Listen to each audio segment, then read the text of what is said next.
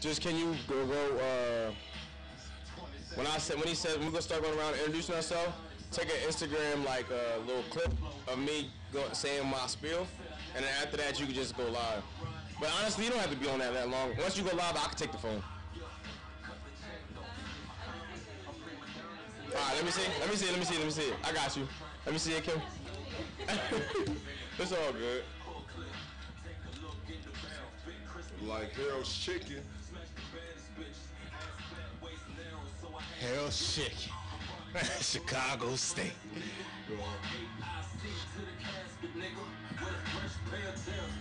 Alright, so question. Now let them play. How can people watch it? What's the website or what's the They can link, go on your YouTube real quick. I'm saying it so I can say it. So we need to start saying it so people know, okay. Like, so for instance, when I was on WNJC.am, we're like, what's going on? Each Bali live on WNJC.am. You can catch that at www.1360radio.com. Also go to TuneIn Radio and go to Super 1360. So like, because sometimes people don't go on Instagram, but they want to hear it, you know what I'm saying? But if they're on your Instagram, they're like, all right, fuck it, how can I see them live and I can watch all of these joints? Right. You know what I'm saying? So we can work on it for the next show. Yeah, but for still, are you talking about more for the YouTube or like? Oh, so you? So that's, I was trying to see where you're trying to direct it. So all right, first, is it YouTube live? Yeah, it's live right now. All right, so back. So what is it? And people can watch it on YouTube. Go to Planet A Radio. Just Planet A Radio station. Only got to type that in. So so YouTube Planet A Radio station. Yep. And it's live. Yep, just live. That's all they gotta do is search, and it's gonna be like right there. Start like look it up on your phone. You gonna see it right there. I know what you're saying. I gotta figure out. I'm gonna write a script out. Yeah, I'm trying to figure out how. I know what you're saying. Yeah. So we like, what's going on, ladies and gentlemen? Egypt Ali live on Planet A Radio. You can go on YouTube at Planet A Radio. And DJ Sean. Like something we have the tags. So as soon as they go on, we don't gotta figure out what we want to say. We just start saying. Exactly. I know exactly what you mean. Bet. I like that. We're gonna work, bro. I'm telling you, bro. We're gonna make it happen. I like that. Different. They got headphones popping. Alright, we about to be live. Oh shit. Yo, what's good? This be your boy DJ Show on Planet A Radio. Yo, right now, man, we got a dope ass show right now, man. We how you know, nigga? We ain't even start filming. Oh, because we Planet A Radio. Cause we Planet A Radio. We ain't got no Plan B surrounded by us, nigga. Facts. That's how you know you gotta speak that great show into existence. You feel me? So that's what it is. Oh, I heard some music in the background. But anyways, man, like I said, this is boy DJ Show. I'm here with my host, my co-host. You know what I'm saying? Go ahead. What it do? It's your boy DBG, Dro Boy Go Ryan in the building. What it do? Happy morning, Planet A Radio. How y'all doing, man? That nigga lost concentration and focusing on that blunt, nigga. We see. I don't know if y'all can see me. So R&B soul singer real quick. Sometimes I have that mode. Coach, what it do, man? Introduce your young self. Well, not young, but you know. That nigga called him a young tender. That nigga mouth water when he said that shit. That's crazy, you know what I'm saying? You're not witnessing royalty of the flesh finesse at its best. I am King Cole from the East Coast to the West Coast. This is Planet A Radio. Whoa. Let's go. Hey, this thing got a new word. Muhammad Ali praise every week. Just use the best one. I swear I'm about to rap a whole freestyle, introduction battle for this nigga. It'll be like King Cole making toast, nigga. Fuck all that, nigga. I'm the real host. They gotta start swearing. They gonna turn hosting into a whole nother lane, nigga. It's a lane. I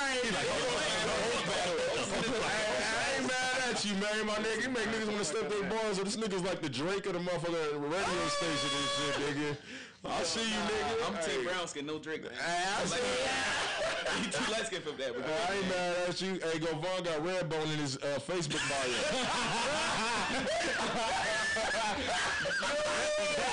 That shit caught me on fire. Wait, what? Now I'm like gonna go to his Instagram page like, wait a minute. Caught me out of Everybody check his Instagram, but we're gonna move on to the next host, you know what I'm saying? Hey, listen, man, you know what it is. It's Egypt Ali live with DJ Show on Planet A Radio. You can catch us at YouTube on Planet A Radio live. Check us out. Hey. Hey, man, I'm just John. That's it. I'm out here from Philly, out here to LA. What's going on, LA? From Philly to LA. You heard, baby. Another Philly baby in the building, man, son. Let's do it. For those before we get to the next host, for those that don't know, before I came out here, this was like my brother. You feel me? Like he had our show bumping. We was back home on WNJC 1360 AM. Shout out to them. You know what I'm saying? So big shout out to J. Lou, because I'm telling y'all, when we get down to these topics today, y'all gonna hear his voice, and y'all promise y'all won't forget it. Let's get into the next host. Hey. This your boy G Nice. Holla, Joe Boys in the fucking building, son. Joe Boys in the building. You know, just stop by on Plan A Radio. Smoking with Joe Boys. Joe Boys. I repeat, it's not just a name. Not just a name, nigga. This is real life around here. Hell yeah, man. So look, man, we got a dope Top 10 at 10 today. You know what I'm saying? If y'all don't know, you know every day, almost every day every Thursday we have our top 10 at 10 countdown every Thursday. So if y'all been looking at my Instagram story, y'all know we be doing a gas or trash. So we do have our top 10 contestants that was on our radio station, and we're going to be counting them down today. So throughout the show, y'all definitely going to hear them who's made the top 10 at 10 on Plan A Radio. So, yeah, hey, Coach, tell them what we got for with the subject today, bro. Oh, man, so we going to dive into Can't it. wait. We gonna give you Can't your wait. early Can't morning wait. Can't coffee. wait. He always be having the dirt. What's going on, Coach? The early morning coffee, man. Shout out to Philly in the building. Shout out to the East Coast in the building. Holla. But on a lighter and a darker note for Philly, y'all heard about the Starbucks situation. Yes. Yeah, Yeah, we heard about that most I mean, definitely. it's So it's 2018, right? Yes, sir. I mean, I thought it was, nigga. It's not 1960. Nah. 1950. Nah. Not 1940. Nah. Oh, all right, cool. Well, just starting off this topic, just to brief the viewers, in Philly, just couple days ago, two gentlemen were sitting in a Starbucks, said to be setting to have a real estate meeting, and they were approached by the manager of the Starbucks saying that if they were not going to purchase drinks or anything like that, they would have to leave. I'm sure most of us have had meetings or sit downs or just kicked in Starbucks, used their Wi-Fi. It's a public area. Yeah. Right. But the manager said that they would have to leave or he would, take further action.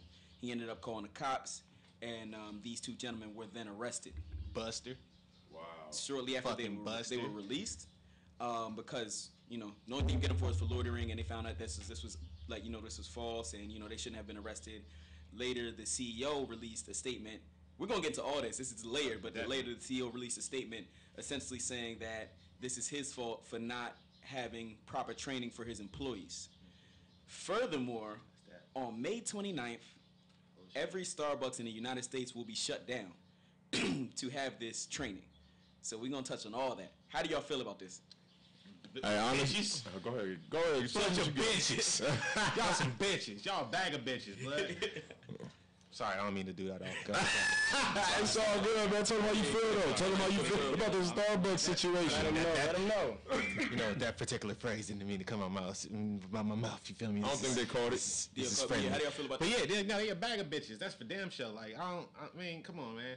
Since when I've known, even as, okay, this is a little fun fact about Govan. Nigga, I used to work for fucking Starbucks, nigga.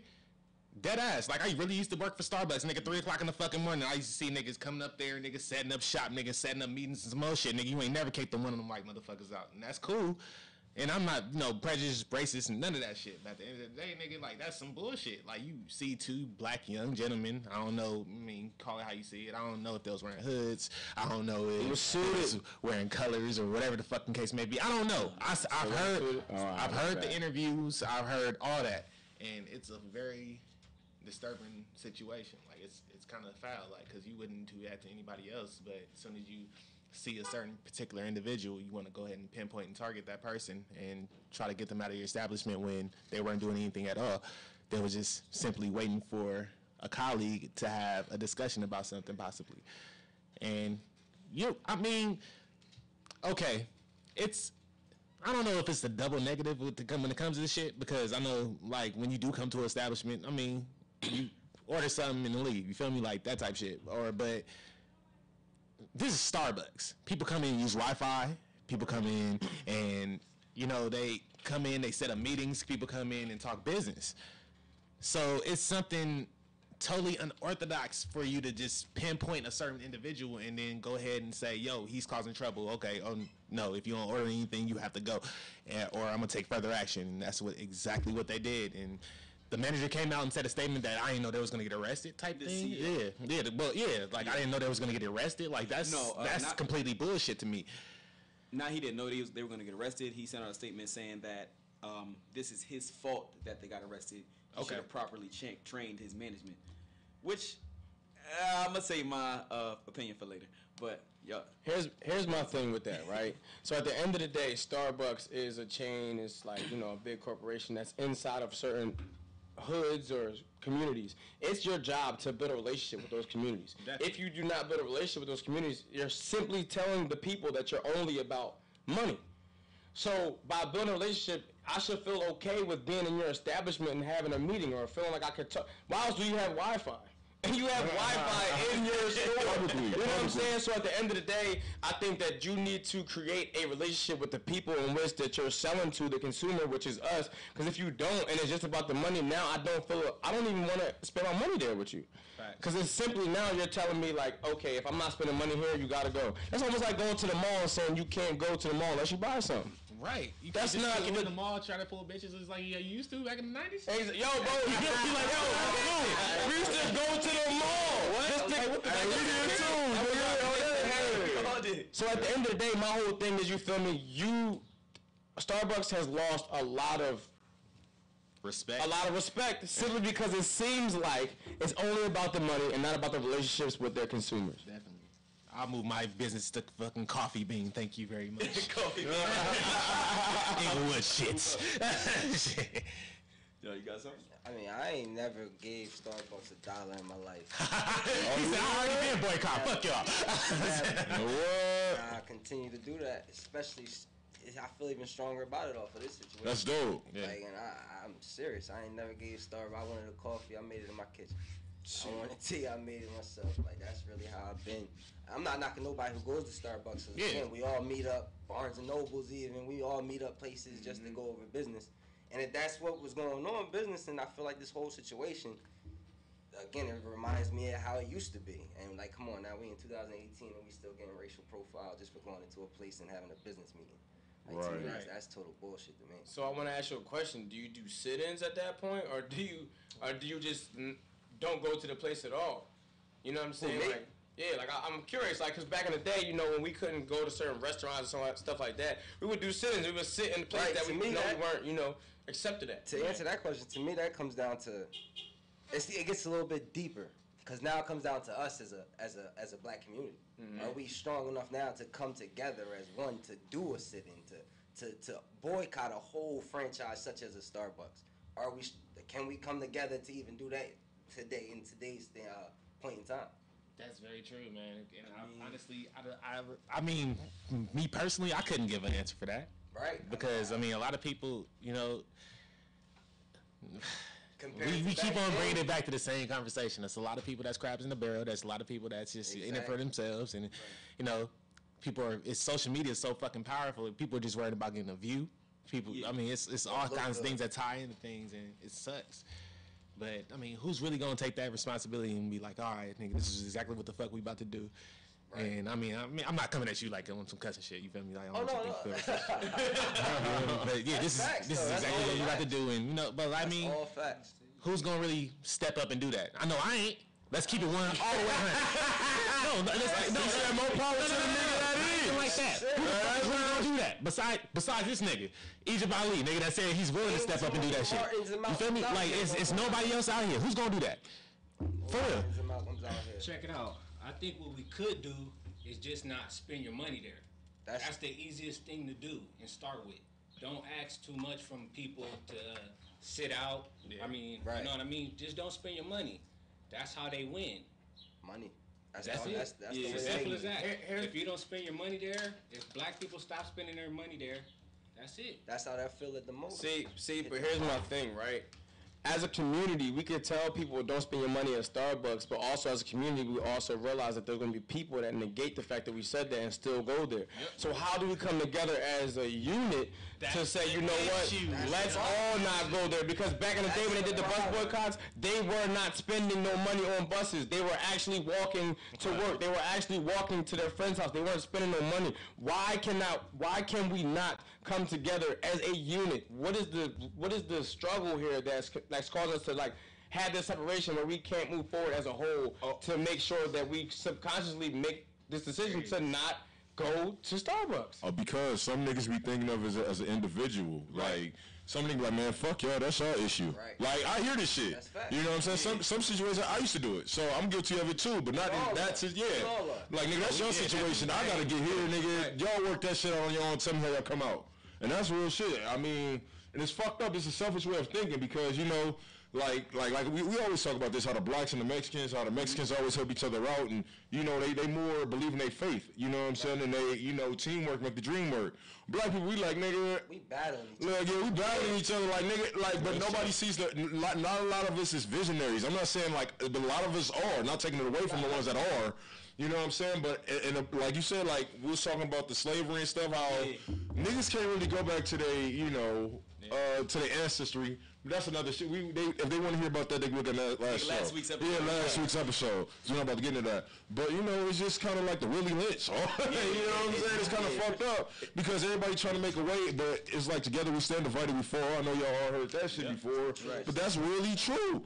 How you got 10 Mexicans in one house? Shout out to my essays and my Mexicans out there. You know what I'm saying? Shout out to all the Mexican homies out there. Real shit. Like but how y'all got 10 Mexicans out there that's living in one house and built that motherfucker from the ground up. You know what I'm saying? And surviving off of literally like beans and rice, my nigga. But not even that. Like not even on no racial shit. No. I'm not even saying that. Something totally different. I'm talking about like not even that. Like they're saving that. They in that one house. Yeah, it's like probably 9 people in one house, 3-bedroom house, and they just saving up money. Next person get a house. They moved there, saving up money. They get a house, saving up money. You feel me? Like it just goes. Making sure everybody. Yeah, everybody's straight. But here's the thing, though. There's a difference. The reason why Mexicans, I feel like, are programmed to do the saving up money and then get a house, and we're programmed in different ways because we have media that manipulates the perception of the black mind, the perception of the way blacks should move. So we do different things than we normally should do. And I think that if you also look at the media when it comes to Mexicans and stuff like that, I don't feel like they're in the media, their media presence isn't manipulated like ours is. All right, can I ask you something point though? With that point about media though, us in this room, we all seen woke, we all know what you know what I'm saying? Mm-hmm. Right. We all watching that same media. So is it really just a weak-minded individual who just watching that and wants to run with what they seen and not taking a chance to think with their own mind? To be like, okay, man, this ain't even right. Let me not even move this way. I wouldn't. Okay, I didn't mean to cut you. Yeah, I'm about to say that, bro. That has a lot. Go ahead. To what he was saying, there's way too many group thinkers in our community. They don't think for themselves. You know what I mean? And just like you said, we all kind of woke in here. Yeah. There needs to be more people that's just as woke as us, and that's how we can succeed as people. But it also has to do with some systematic type of thing. Absolutely. You know what I mean? Not negating that. So and that's where it's fucked up. We kind of mind fucked in a sense. You know, it's hard to break those boundaries. Absolutely. Especially when you're going through schooling, and that's the biggest form of it, right? And you from when you first really developing a mind to the point where you're turning into an adult and you have your own mind now. Like, you was taught everything from ground up of what they want you to know. Right. Like, I definitely get that. But it's like, what was it about us in this room that we was able to, all right, let me take what I'm learning, put it to what I needed for in life, but as far as me making my own judgments and my own beliefs and my own thoughts, what was it in us that was able to steer us? Like, you know what I'm saying? Because we all grew up in that same school system, that same system. But what was it in us? That's what I'm saying. What can we tell them? Like, look, this is how I've been about it. Like, everybody raised different, though. That's the thing I was just about to get into. How was your upbringing when it came to certain things? Because I know a lot of people brought up different, you feel me? Like, a lot of people were raped. Joe Jackson ass whooped. Nah, I feel nowadays, you touch a kid in public, come on, now they call him DHS when the kid getting taken. Yeah, you feel me? But I mean, taking that disciplining that we had in our household and seeing, all right, they got their heads on straight from this disciplining.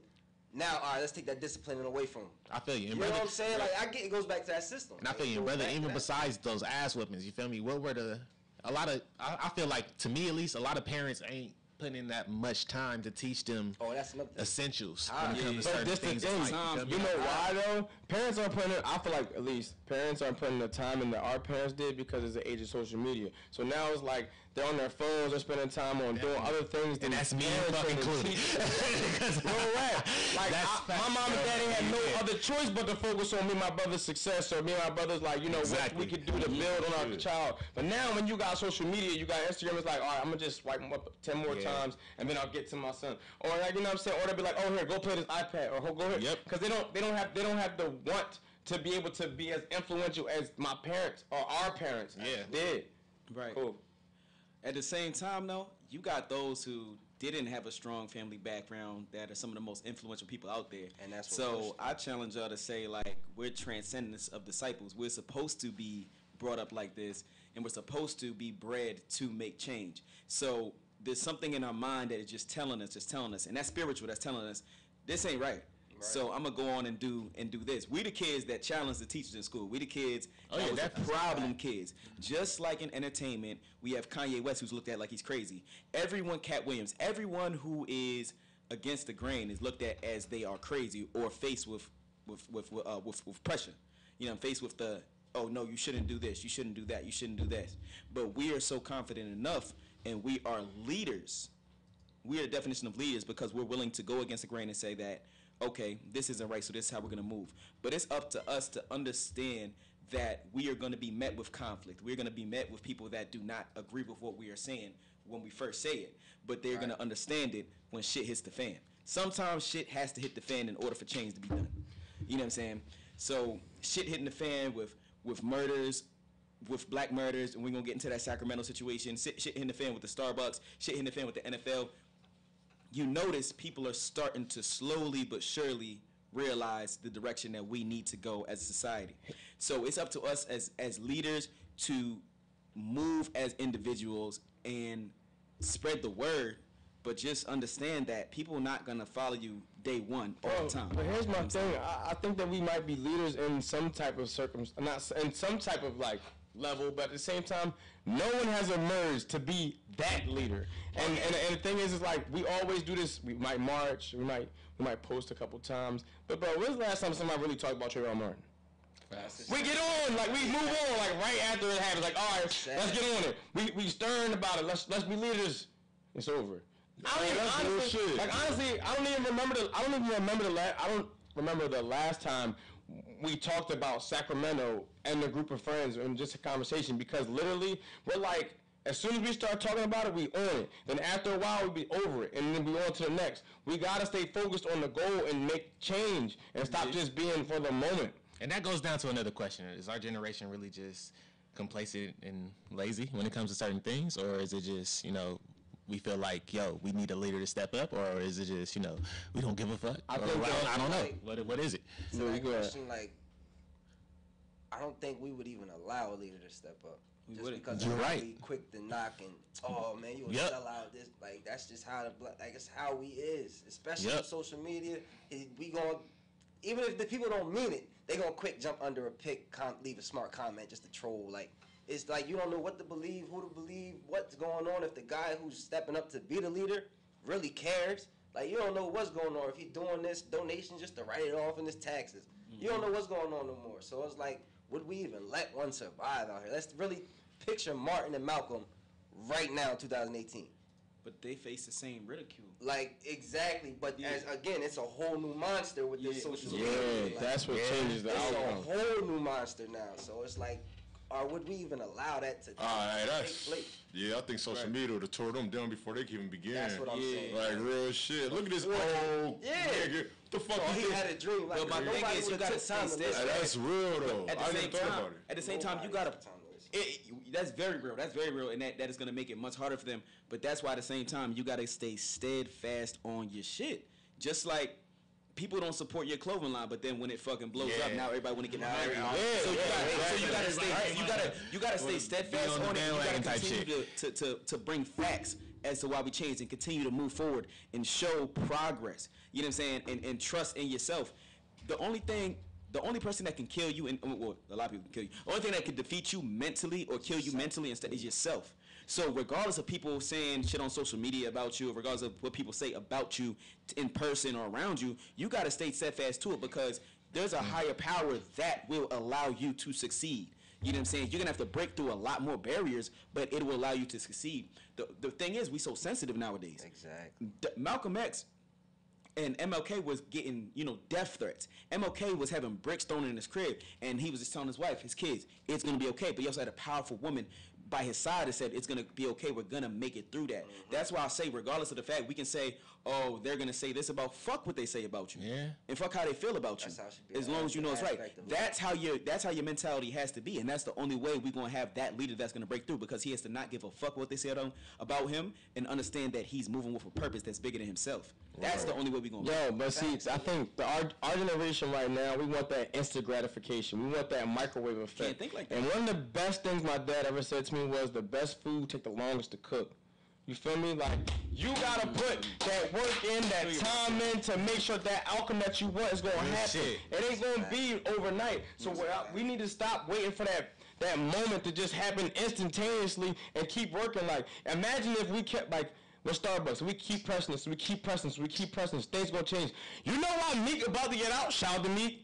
Because we kept pressing like, yo, Meek has to get free. This is free Meek, nigga. We keep talking about it. But why do we keep talking about it? Because it's a hip-hop icon. Why do we keep talking about it? Because he's a celebrity. But just a regular Joe Schmo, Fernando Castile, Trayvon Martin, we'll talk about it for the moment, but we're not going to keep talking about it because he's not a celebrity. He's just another kid that just happened to get shot by another cop.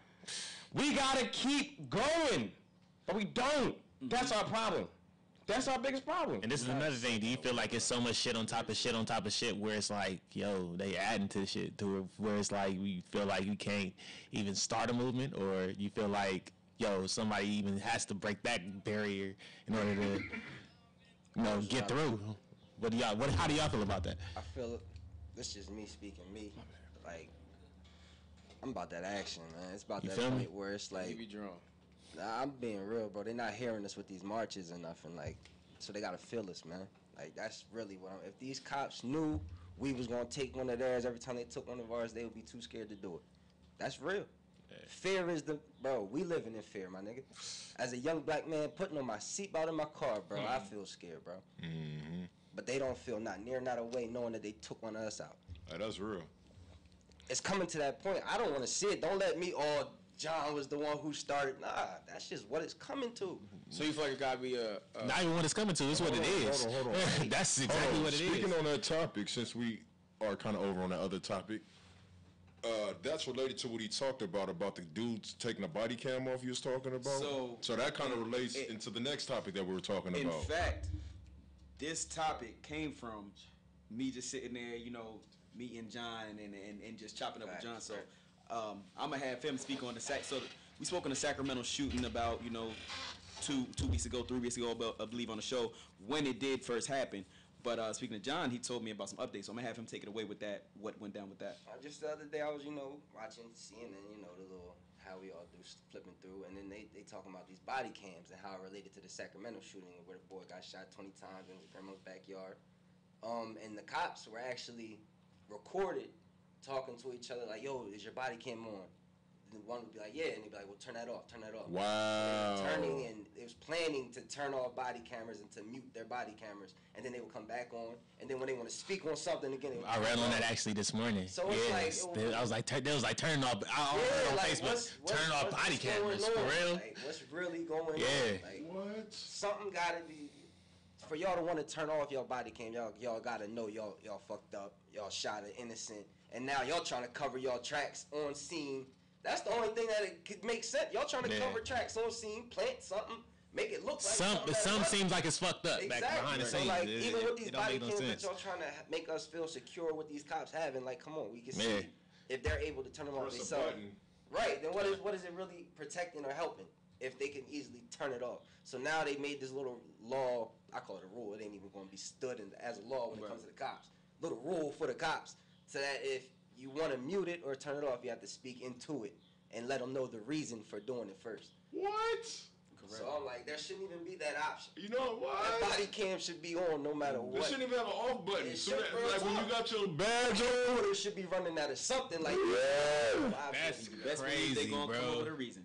That's what I'm saying. I call it a rule. There ain't no law that's gonna stand for the cops. Like that's a rule. It's placed in position to make us feel comfortable. Just like not to bounce back to the last topic, but just like the CEO of Starbucks saying, "Oh, it's my fault, and I should have properly trained my employees." Right. Every single corporation has when you sign a job application, it says, "Are you black? Are you this? Da da da da da. We are a non-discriminatory organization." Da da da da. Third. Yeah. So if that's already in your bylaws, why are you not teaching them that in their training that they cannot? Because I'm not understanding why they're that. So a lot of the shit that is going on, or the shit that people are telling us, is just put in place to make us feel comfortable. We are living in a in a democratic-looking dictatorship. That's really the reality of it. A lot of this shit is just put there so we feel comfortable, and so we just like, all right, everything is good. Clearly, they turn their body cams off. If cops turn their body cams off, and you heard things of them saying, "Oh yeah, make sure you turn your body cam off," and then a couple minutes later, we have a dead black man in his backyard. Why is that not plausible enough for them to be convicted? Because they some bitches.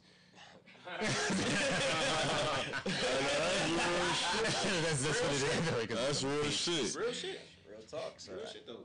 And like I said, like answering that other question as far as like what's the next step for us. We can go around and speak, but my thing is we gotta take action, man. Facts. We gotta take action. Bro, and that's kind of how I feel, because is it really a battle that we can win against the law? Like, other things have to happen at this point, because I think that's why some people, kind of gave up on the Trayvon Martin situations, because look what's happening. Yeah. They're not winning those ones at all. We marching and people are still dying, but it just goes back into once again a conversation that we had last week. That's how we know we flowing, because a lot of things are just they making sense. It's like a storybook, but this goes back into what I was saying. I don't even. I ain't gonna say nothing like that, but I'm just saying in general. I feel like people we marching and we doing all this, boycotting and shit, and niggas is laughing at us. Exactly. I feel like it's a slap in the fucking face.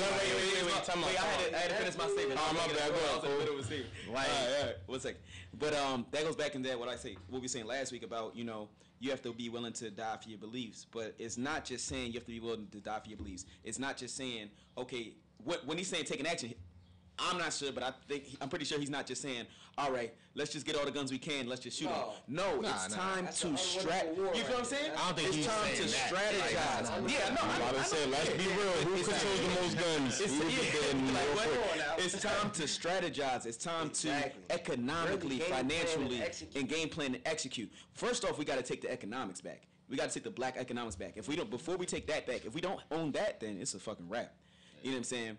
So economics, we have to come together as a society, and that's Africans and African Americans as a whole. Shit, it might also be Mexicans. It might also be just anybody of color. It's a society. We got to come together in order to get above this situation.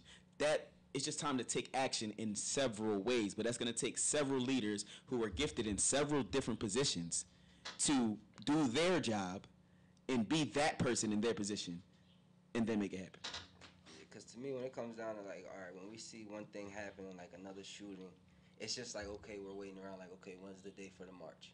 And when you got something like that, like, what kind of plan is that really? Like, when people can sit around and be like, all right, when we marching? Like, come on, we know what we about to do. We did it before.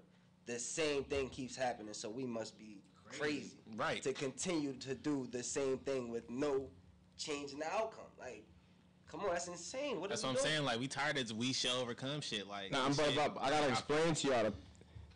I don't know if y'all understand. And the title to Dr. Umar Johnson, he broke it down a little bit. The purpose for the marches is so that we can put it on a national level, so that other countries can see the struggle in which we're struggling with inside our own country, because it's publicized, it's syndicated through different. It's going to Britain, it's going to France, it's going to. So now they know. So now United Nations can make a decision if they're going to want to help us or not.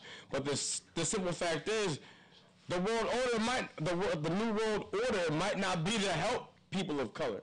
So now that's where we struggle with. That's what I was. What's the purpose of the march? But after the march, there got to be something else after the march. But after the march, I feel like that's our standpoint. We did the march. And Will Smith said it best. He said, everybody want to go to heaven, but not everybody want to die. And I'm like, at first I didn't get it, but it's like, not everybody's willing to put in the work to be that leader. But everybody want a leader. Not everybody's willing to put in the work to see change, but not everybody's trying to put in change.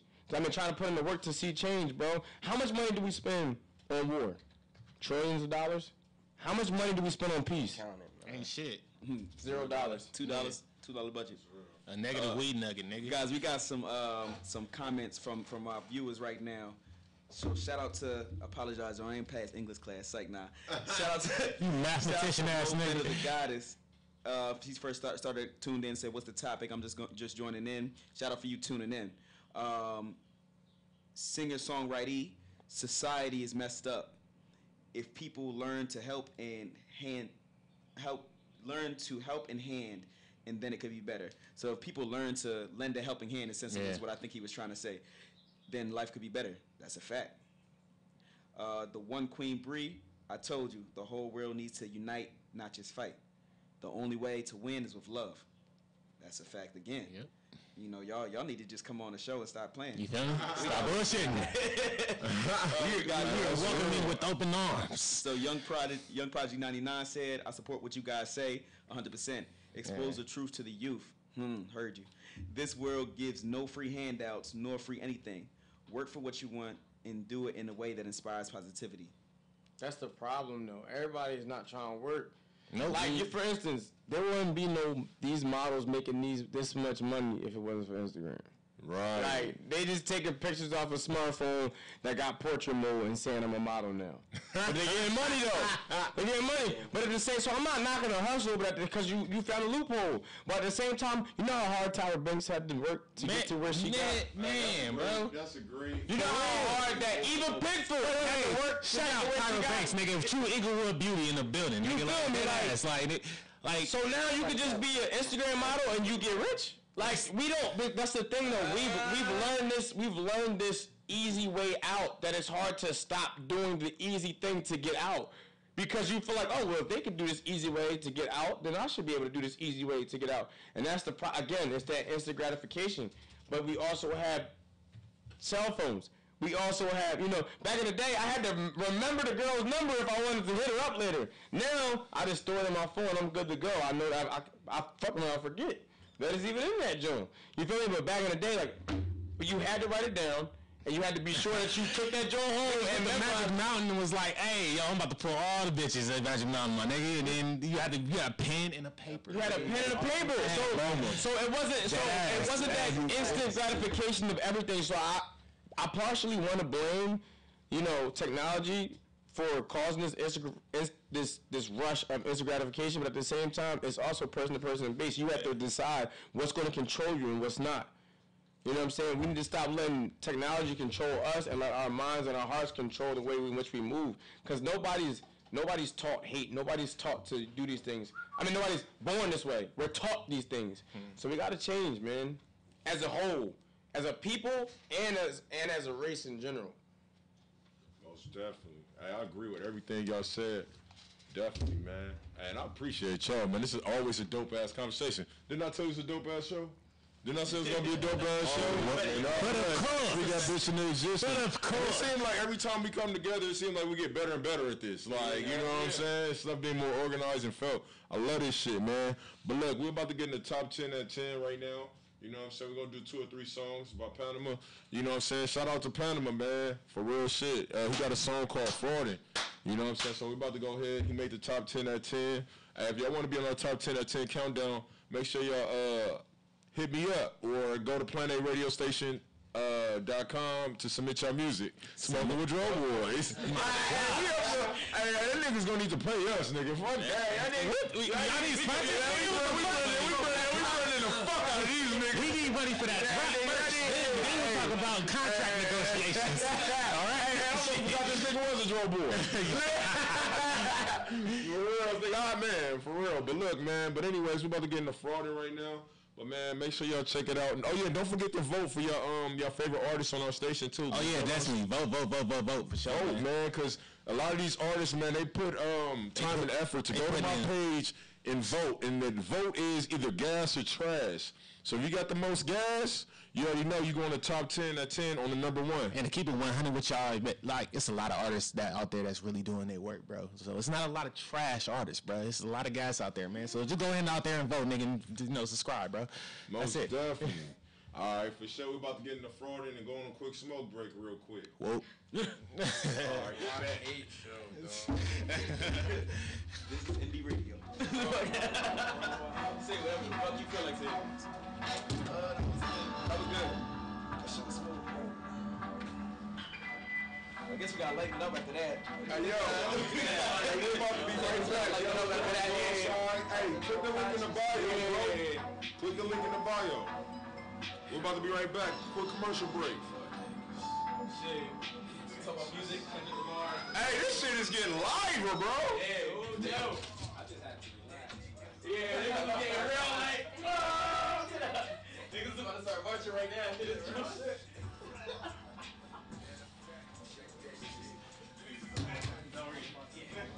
Hey, show, I need to keys to the bathroom, bro. All right, for sure. Hey, this is cool, bro. Hey, this shit. I like how we got organized this shit. Oh yeah, man. Hey, you know what it was though? You have to learn how to turn this. That's why I didn't. That's why I didn't go all the way. Welcome to the track where you are praised when you're a slave. The minimum wage. They got paid and fucked up. Not me. Tough nuts. Taking your shit if my stomach touch. Drama came through. Turn green. Lay low. Smoke screen. Never like serving these fiends. Never a part of my dreams. You see, I like building things. All these things I keep in my mind. Even these songs drop them on time in my mind.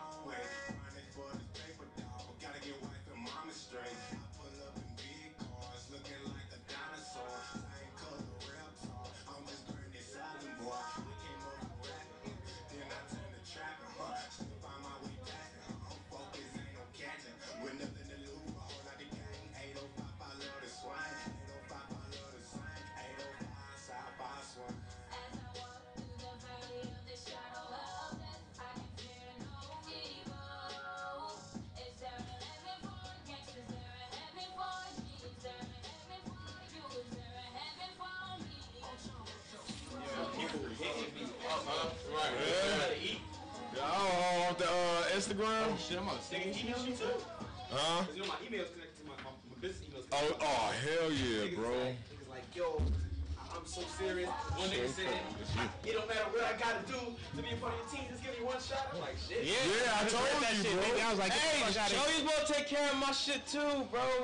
Yeah, I fucked up. Right now, I was high as shit. I don't care.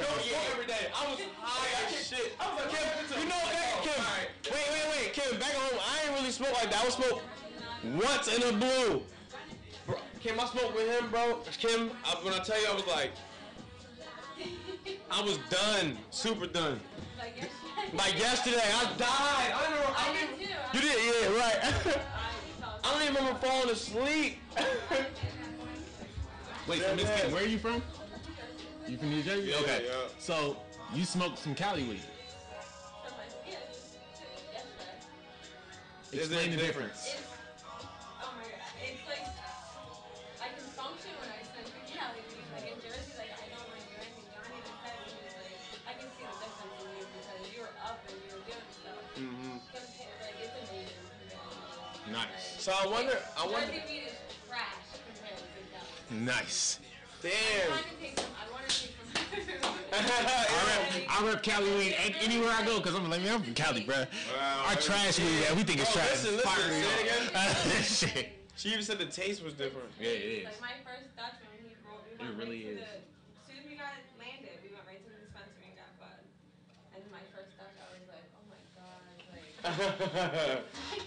California Bro, is. I can't tell when we taste like something, cause I don't. But again, I'm new, so like y'all know. Yo. Oh, we What's back on? poppin'? Yeah, we back on. We live. I ain't even got my headphones on. I might rock the whole show like this with no headphones, It's all nigga. good. Rock it how you wanna rock it. Rock it. Y'all can still hear me. I ain't tripping. We back live. Word, man. It's also been a real good week too. Yeah. It's also been a good week. He's fading. How many of y'all heard about Coachella? Yep. Anybody been watching about what's yeah. going on with Coachella, man? We haven't got been second watching weekend going Coachella. on this weekend. Yeah. But in the first weekend, shout out. Listen, I'm Rihanna fan all day. Of course, you got your Camry named after Rihanna, You nigga. feel me? My Camry name is Rihanna. Shout out to her outside. Is she But- champagne or what color is Rihanna?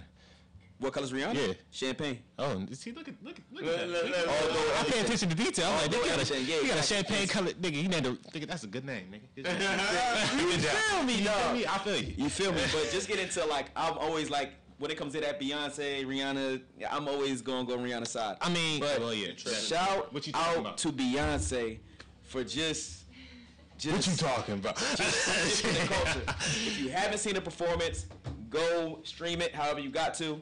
This performance is necessary for everyone that's for the culture to see. Like, she did the HBCU experience. HBCUs, historically black colleges / universities, are schools that were bred and brought into the United States by our own in order to teach our own. And these are schools that are now being, taken away. People are taking away their funding, and they're looking to get rid of these schools. So I feel like what she did on this level was not just do it for black people as a whole, but really reestablish the importance of these black schools, these universities, these Divine Nine. Shout out to A5A all day. You know what I'm saying? These Divine Nine organizations. What she did was using your platform, exactly what we were talking about earlier, using your platform to affect positive change. But how do y'all feel about Beyonce Coachella? Did y'all see it? Have y'all? I'm gonna speak up on that real quick. Simply because HBCUs are dying out, or they're trying to cut the programs to HBCUs, but I feel like they don't understand that even though we are HBCUs, we are successfully thriving, but we need black people to support HBCUs and not feeling like, oh well, we already outlived what the purpose of HBCUs were. We couldn't get educated anywhere else, so we created these schools to be educated. But I think that if we start implementing more people to encourage HBCUs and going to, I had a guidance counselor tell me don't go there, and I went to the first historically black college university, the Lincoln University, founded in 1854. Talk about it. You feel me? But at the end of the day, that school gave me gems that I never would have gotten anywhere else. I had a scholarship to go to Temple, and literally, some things happened in my senior year that caused me not to go, and I went to Lincoln University, and I feel like I learned more about myself and the person that I was going to that school. So shout out to Beyonce to like promoting those HBCUs, similar to how Bill Cosby used to do back in the day when he used to wear those Howard shirts and the Spelman sweatshirt, the Lincoln sweatshirt, because again, we need to start funding our communities so that we can thrive as a people. Shout out to Beyonce. I respect it. Nice. And I don't know how you can even put Beyonce and Rihanna on the same scale because Beyonce blows her out the water. When it comes to singing and performances, when it comes to singing performance, and as entertainers, and I'm talking about you just can never. As a whole package. As a human, okay, I get what you're saying. She can't touch Beyonce, but come on, man. Don't knock Riri. I don't want to. I'm not going to listen. I'm not trying to knock Rihanna. But think about it like this. I think about it like this. He said, I don't know how you got. They're putting Beyonce's. Listen, Linda. Listen, Linda. You can't have Beyonce and Aaliyah in the same. I would never trash B. B is, They're literally asking questions about performance-wise Beyonce and Michael. They're putting them two in the same conversation. So that means you can't. They never put Rihanna in that same conversation. So does that? Well, hold on real quick. Does that mean they was comparing? Let's take it to another genre that you might understand a little bit more. They can compare, let's say a Kobe to Jordan, but they can't compare Iverson to Kobe. It's a conversation. Because they can never compare Iverson to Jordan. Because why can't they do that? Why can't they do that? Wait. Bro, they compare Kobe to Jordan. It's a conversation. You know what I'm saying? Like, we get what you're saying, but how can you say they can't be in the same? That's crazy. Yes, they can. Bro, that's an argument. That is a great argument. That's an argument. That is, we can get into that. But we're going to talk about this shit right now. I got Riri over B. Now, I said it. I got Riri over B. I said it. Yeah. And what capacity? Well, I don't know about that. I don't know about Riri over B. This is just what Rihanna can't even really. I mean, granted, Rihanna, if you ever listen to this, I'm gonna let you know right now, you bad as shit, and I think you beautiful. And listen, he's about to say it. You could be my wife, but I'm still one. No, but listen, with my woman, I'm gonna be honest. Rihanna's side over here. Listen, with my woman, I'm gonna be honest. I'm gonna tell you right now, Rihanna is not as strong of a singer as Beyonce. She's not as strong of a performer as Beyonce. And I'm not saying that Beyonce, but Rihanna makes good cuts. She makes good music. But at the same time, if I'm paying for a performance, who I'm paying for first? Beyonce. Can I say one thing? And I'm not a part of the Beyonce bag is bigger when it comes to that stage presence, performance, and whatever she wants on that stage with her. If Beyonce wants to perform in, let's say, the Staples Center, I guarantee they're going to help pay for some of her props on stage because that's Beyonce. They're not going to help Rihanna. They might give Beyonce $1 million budget. They might pay Beyonce $1 million budget, but give Riri $100,000 budget. She got to work with what she got. But now she's still going to go kill that performance, though. Fact. So this is what I'm saying. When it comes down to those two as individuals, I looked at it like this. Beyonce, when it comes to the music, we can all probably say when it comes to talent-wise, Beyonce, we can all say Beyonce. All right, but we talking about as a human now, acting. We both seen them both act. I'm taking Riri. I'm taking Riri acting over Beyonce. When it comes to that fashion lane, Fendi Puma is popping right now. That's Riri. She been representing for the black. Beyonce she cannot dance with fashion. Beyonce cannot dance with fashion. Okay, you taking Puma over Fila? No, you taking Puma over Fila, y'all? Let's be real. Puma Fendi popping right now. It's popping right now. Beyonce can't step in fashion right now. She can't do it. If all right, let's. And then so you're talking about Coachella. So we're not done. So we're not done. Hold on, down, and then let's talk about makeup. Let's talk about makeup. Shit. Rihanna is SHYIT, nigga. There was no shades for women of color. Ray changed for years. Rihanna changed that. Rihanna was the first to do it, and guess who jumped on it after? The game. Queen Latifah tried. All that. She tried. Listen to me. Hear me out. We were talking about Coachella and performances and Beyonce.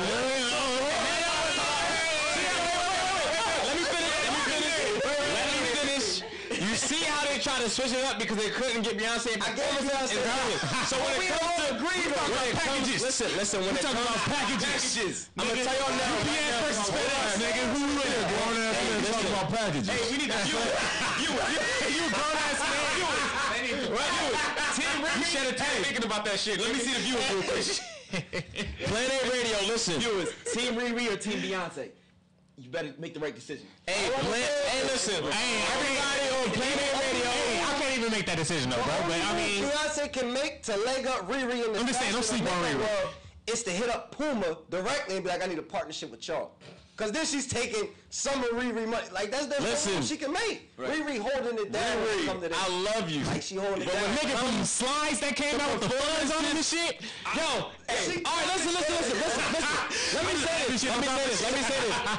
If we was watching Coachella right now and Rihanna was at Coachella before Beyonce, will we be talking about Coachella about what Rihanna did? Like we are talking about Beyonce? Yes. No question. Hell no. nigga, Pondy replay, nigga.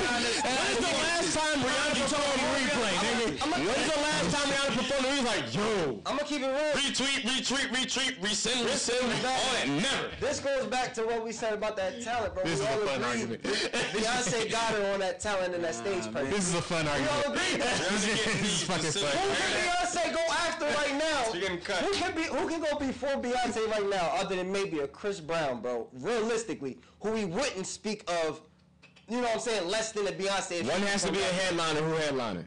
You talking about singer? It's going to be Beyonce, bro. A singer? End the conversation. How? We just agreed that the talent, as far as the music goes, we can. We're talking about a singer, or we're talking about But we was just... just saying as a whole person, as a package. The conversation started about Coachella though. Then y'all want to go into makeup. Like, what are you talking about? Because Riri, Because, I nigga. respect Riri. Shout out to Riri. I respect you. Is Beyonce... Okay, my question to you. Do you think Beyonce is wearing Riri's makeup? yeah. I'm just saying. Great question. I think that Beyonce. I'm just saying. Listen, Team Riri and I'm Beyonce. gonna keep it above. Luggage. Somebody said, hey, low bottom promotion said F what y'all talking about. Cardi fucking B. She said Cardi. Hey, I was just about to say that. Bro, what's popping right now, son? I feel you. Hey, shout out to that comment, my nigga. Listen, I'm gonna speak on that. This the problem we face. For instance, Beyonce and Rihanna. Now we talking all this about Beyonce and Rihanna. Why couldn't they be both great? Instead, we just picking one. So like when you talk to, because he said team Riri. But here's the thing. Now we go into this Cardi B, Nicki thing, and it's like, yo, Nicki shit that she dropped, Chun-Li, I bet shit was dope as shit. Why can't we both fuck with both of them? Back against Right. Like, you know what I'm saying? I think Cardi B was shit. Cardi B was shitting. Nicki was shitting. Why is it that we have to pick a side? But it's like we create these type of dimensions when we talk about picking sides, and it becomes a normality. And now I feel like I can't like both. I gotta like one. But The listen. only thing is, go ahead, bro. Oh, I'm so sorry, bro. I didn't mean to cut you off, bro. Alright, go ahead. And then you feel me? I switched you up. My bad, bro. I didn't mean to cut you off. You feel me? My voice been low and some more shit. My bad, nigga. I didn't mean to. That sound like trash. That nigga sound like trash. Nah, but it's gonna be a good thing. Nah, but I mean, but look, realistically, we've been doing this shit since grade school, nigga. Oh, who you got, nigga? Michael Jordan or you got Magic Johnson, nigga? Oh, nigga, I'm picking Michael Jordan over this nigga because nah, nigga, my favorite over here though is this. We've been having debates about shit for really, forever. So I mean, debate is the debate. I'm not saying like, you know, why we gotta put, you know, but of course, I feel exactly what you're coming from when it comes to like why we gotta, you know, divide and, you know, do this shit. But nigga, when it comes to arguments as far as fans go, like, nigga, she has the Beehive, nigga, you have a Nation, bruh. You got, well, whatever the fuck it's called. I don't know what it's called. Hive versus Nation, right? Beehive versus, you know, Rock Nation down there. Say Hive versus Nation. Yeah, the Hive versus, How many people challenge the Nation? People don't touch. I'm doing this right now. They don't touch the hives. They know they're gonna get stung. Riri shut down Snapchat. I don't want to hear that. But when a bee stings, nigga, it dies. But if Beyonce would have said something about it, the same thing would have happened. Let's just put it this way. They both great. They both great. They both great. Team Riri on the side. That's true. Whatever y'all talk about on that side. Now shout out to Beyonce. Right now, though. Hey, nah, Beyonce is. Ain't nobody touching Beyonce. That's fact. Listen, though, with all this facts, nigga, Beyonce ain't getting touched. With all the stuff that's being said about like all the Riri, Beyonce, Cardi B, shout out to, you know, women power. All of them. Yes. You know what I'm saying? That's number one. But when we go back to the conversation about Coachella and we go back to the conversation about Beyonce's performance, I just think that she is commendable because she is allowing her platform to give her that voice. And I think that a lot of times celebrities, and Rihanna said this, ironically enough, that she says, I didn't sign up to be, you know, a role model. I signed up to be an artist.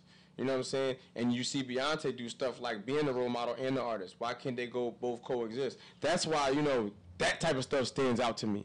You know what I'm saying? And it's like, that's why when you watch Coachella and you see Beyonce does what she does, and she did it for the culture, and so many young women are going to look up to her years from now and see that performance and be like, you know what, I could be her. Or, you know what, I want to go to this school because I feel like she did that.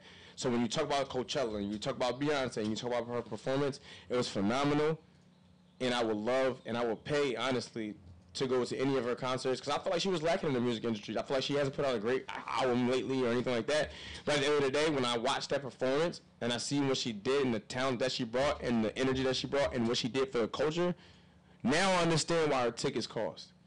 You'll pay that much money for these shoes. You'll pay that much money for these, you know, other shows. I'm going to pay that money for Beyonce simply because she earned it. And simply because she has a message behind her music. You feel me? Well, you got bills, nigga? Can I ask one thing? You ever hear this? You know what I'm just saying, nigga. Like, the life ain't all about money. Oh, that's cool. Oh, that's cool, nigga. You got bills, nigga? Everybody viewing this teary-eyed like, yo, that was some real shit, bro. He got bills? Totally different. Try to live good for nothing type of brother. I don't know, bro. Like, got no bills. Beyonce ticket though. Nigga, my Eminem tickets cost $250, nigga. I'm just saying, nigga. That's Eminem. So, I'm just saying. Rihanna, there, bro. Rihanna, like Beyonce, she been in the game how long? Like that performance just occurred.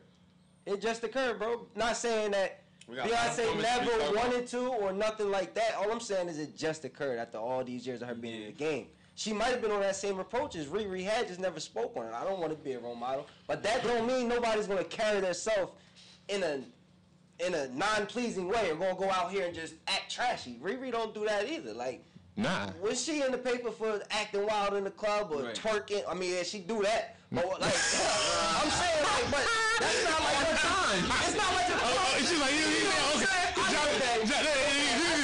John was like, okay, she do that. But you know what I'm saying? Like, she still carries herself as a woman. Right. So even with her not wanting to be that role model, she's still carrying herself in a way that I wouldn't mind my daughter looking at Riri like, hey, you know, Riri's doing her thing. Yeah. Minus that little, you know, the Instagram videos she be doing. But, you know, other than that, it's like, okay, look, I was going to ask when you mentioned that woman empowerment, no knock on no woman doing their thing, but how do you feel about this Amber Rose thing out here in LA? Like, is that the slut walk? I got daughters. Now, is that a woman that you would want to be like, I don't want to be a role model, but your daughter's still being like... I got daughters, so it's like... You know what I'm saying? Same way, though. Did she? Yeah, she Rihanna did club smoking. She be out. She's smoking. I'm not gonna tell my kids. I'm saying I'm not gonna tell my kids. We just smoked. You all smoked the blunt downstairs. She go out there. I know what you're saying. When she first came in, I think that's how. Devin, I'm mad. I feel like that has to do with her growing as an artist and how they wanted to promote her. Like, cause when she came into that Ponder Replay. That wasn't Rihanna. Like, she was still that Trinidad or Tobago's girl with that little, you know, how they wear their belly shirts. And now she more like now Rose. After that, after be beaten up and all that, like, yeah, she lost herself maybe. But yet, facts. She got back on track somewhat. She not out here flaunting like Amber though. Like, she's definitely not doing that though. That's what I'm saying. Like, how y'all feel about that though? Like, unpopular opinion, I feel like women should be able to show their body as long as they feel like it, because it's a double standard to it. Absolutely. Am I gonna say? Double standard. Yeah, it's definitely a double standard to it, but it's all about how you do it. You know what I'm saying? Kim Kardashian, Amber Rose, people of that sort. You know, shout out, I respect you, Kanye, but you know what I'm saying? She be wildin', and it's just like about how you do it. That's what Rihanna shows her body, and it may look scandalous, but this is she's not out here openly fucking people. Outside Chris Brown. And now this rich dude. When's the last relationship you know about her? When's the last scandal you heard from Rihanna? Redated Travis Scott. I heard something. Yeah, Travis Scott, but you didn't hear anything crazy. Oh no, you didn't know the First off, let's be clear on something. Rihanna had a whole like scandal with Chris Brown, Drake. All these Meek, Brown and Drake. It was all this Meek. What do you want Meek? That's what I'm saying. I'm throwing Meek. I'm not. This is not. Did anybody out there? This is not fake news. Saw on Google and you believed it. Yeah.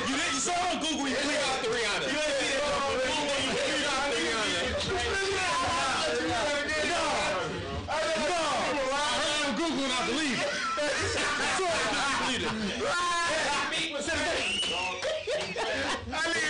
Meek in here. No, right? Like what? Leave Philly and Philly for Niggas talking about man. But hey, Trashing it. back to Cardi B, man. Cardi B released her debut album Oh yeah. this past week. Shout outs to Cardi Way to B for going. Where's she at right now? She was gold within like two day. 2 hours. She was gold within 2 hours. Before I woke up, it was gold. It was gold already. So know that. I actually about to check before we break out of how far she is now. But just shout out to her for having such a versatile album. I mean, from top to bottom, she put on two Latino artists, which is very dope for her. You know, staying true to her roots, and women. They performed at Coachella with her. You know what I'm saying? Which is revolutionary. Shout out to her having a lot of different that chance to rap her living my best life. Big in head, she got something for the ratchet, she got something for the woman to nag to the gentleman about. You know what I'm saying? She got a lot of different stuff. How y'all feel about this new drop? Who's her producer? It's dope as fuck. Or is it multiple producers? 'Cause Simple. It's dope. I like the album. Yeah. Definitely, like, I respect The album is dope. Her come up was crazy last year. My thing is, it sounded somewhat like a mixtape to me. Honestly. No knock.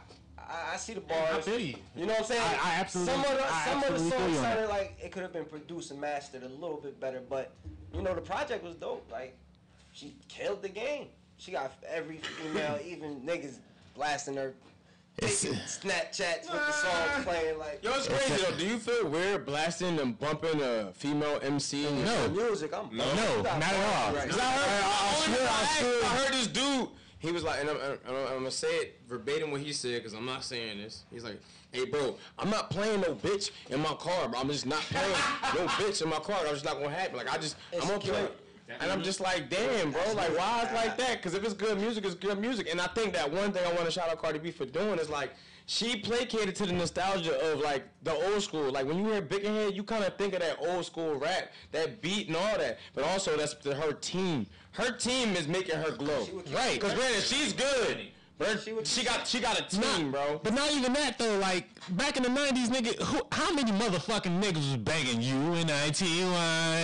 Like get the fuck out of here, bro. Like come on, bro. Little kid. Right? Hey, Lil Kim hardcore is still my favorite album, bro. Lil Kim, one of my favorite like hardcore nigga. Niggas that act like I that bet that ain't shit with wrong. all the windows up, nigga. You be talking about some, some shit I wouldn't want to. That's because the nigga was singing along with the lyrics. I see my little suspect. Got all the dicks around my lips. Hey, that's that nigga's favorite part. That's why he did off the top, my nigga. That nigga said, man, that nigga licked his lips when he said it. Hey, speaking of Lil Kim, hey, did she have a baby or something like that? Had a recently? baby? What? So Oh man. Yeah. Congrats. Yeah, congrats to Lil Kim, man. But now, on another note, when it comes about listening to female artists, why was she dope, man? I definitely rock. That's I ain't facts, bro. listening to Iggy. She ain't dope. I ain't listening to Iggy. She ain't dope. So you mean to tell me, bro, you wasn't bumping what's that shit? I'm so fancy. You wasn't bumping that shit? Right now? You were. That nigga had a dance routine to it. What's going on? I'm always looking for it. Hey, I want this nigga DJ Show talking about, baby, I do this. I know that you do this. That nigga favorite song was "Don't Mess with My Man."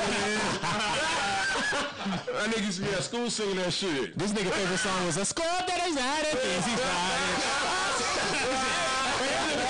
Here's the thing though, with songs like that, listen though, but the crazy thing is, with songs like that, they was classics, bro. Like even like granted, like I'm not about to go on if that joint play in the crib, I'm gonna sing it. I know the words, bro. I'm not gonna hold you, but I'm comfortable who I am, so I'm not gonna be like, oh shit, I'm singing this crib. But I know for a fact everybody in here know the lyrics to that joint. Only song I ain't singing is My Neck, My Back. why, though? I ain't singing that. I ain't rapping that joint. You got that, Khalees? I ain't rapping that. you know why we was comfortable with those songs? Kalisa. That was amazing, bro. No, the only reason we was comfortable singing those songs is because I we ain't was singing that younger. shit. You know, and just like you said, now people you get older and you be insecure. You know, it's the insecure niggas that don't want to sing them. You know what I mean?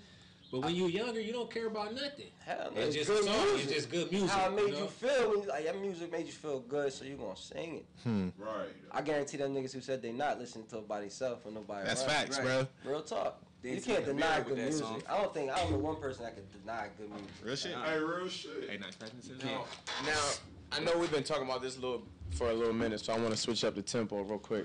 You know what I'm saying? So, it's just been precluded that. Hey yo, go ahead, boy. Kodak Black is now officially doing a year in jail. Mamas. Officially. Free Kodak, nigga. Free Kodak. Free Kodak. For having a gun and marijuana on his Instagram, and he got caught up. How stupid do you Bro, he have been to in be? jail for over. They don't want to see him shining. That nigga should have had the tunnel vision. Like, yo, in real life. Real shit. Like, bro, Nigga, like, you know they trying to take you down, nigga. Like, Yeah, you that's see facts, how they though, get bro. Bobby Smurder, nigga. They playing with these young black artists. Meek too. Oh, Really, like, come on. Hip hop police is. yeah. my Yeah. thing is, why They would watch. you do that publicly and you know that the spotlight is on you? That literally makes no sense. I mean, because You feel what I'm talking now publicity is worth more than money, I was bro. about to say that's that public image Yeah. that got out there. Publicity is worth more than money, bro. You can listen to his music and know he smoke weed. I don't gotta show it, nigga. Right. And at the end of the day, like, People won't pull your card if you rapping about these guns and this gun work and then you from his gunplay dude. Oh, yeah, and definitely. then you not that man in real life. So basically, Hey, what he bro. gotta do is go flash your gun real quick. Nah, to show.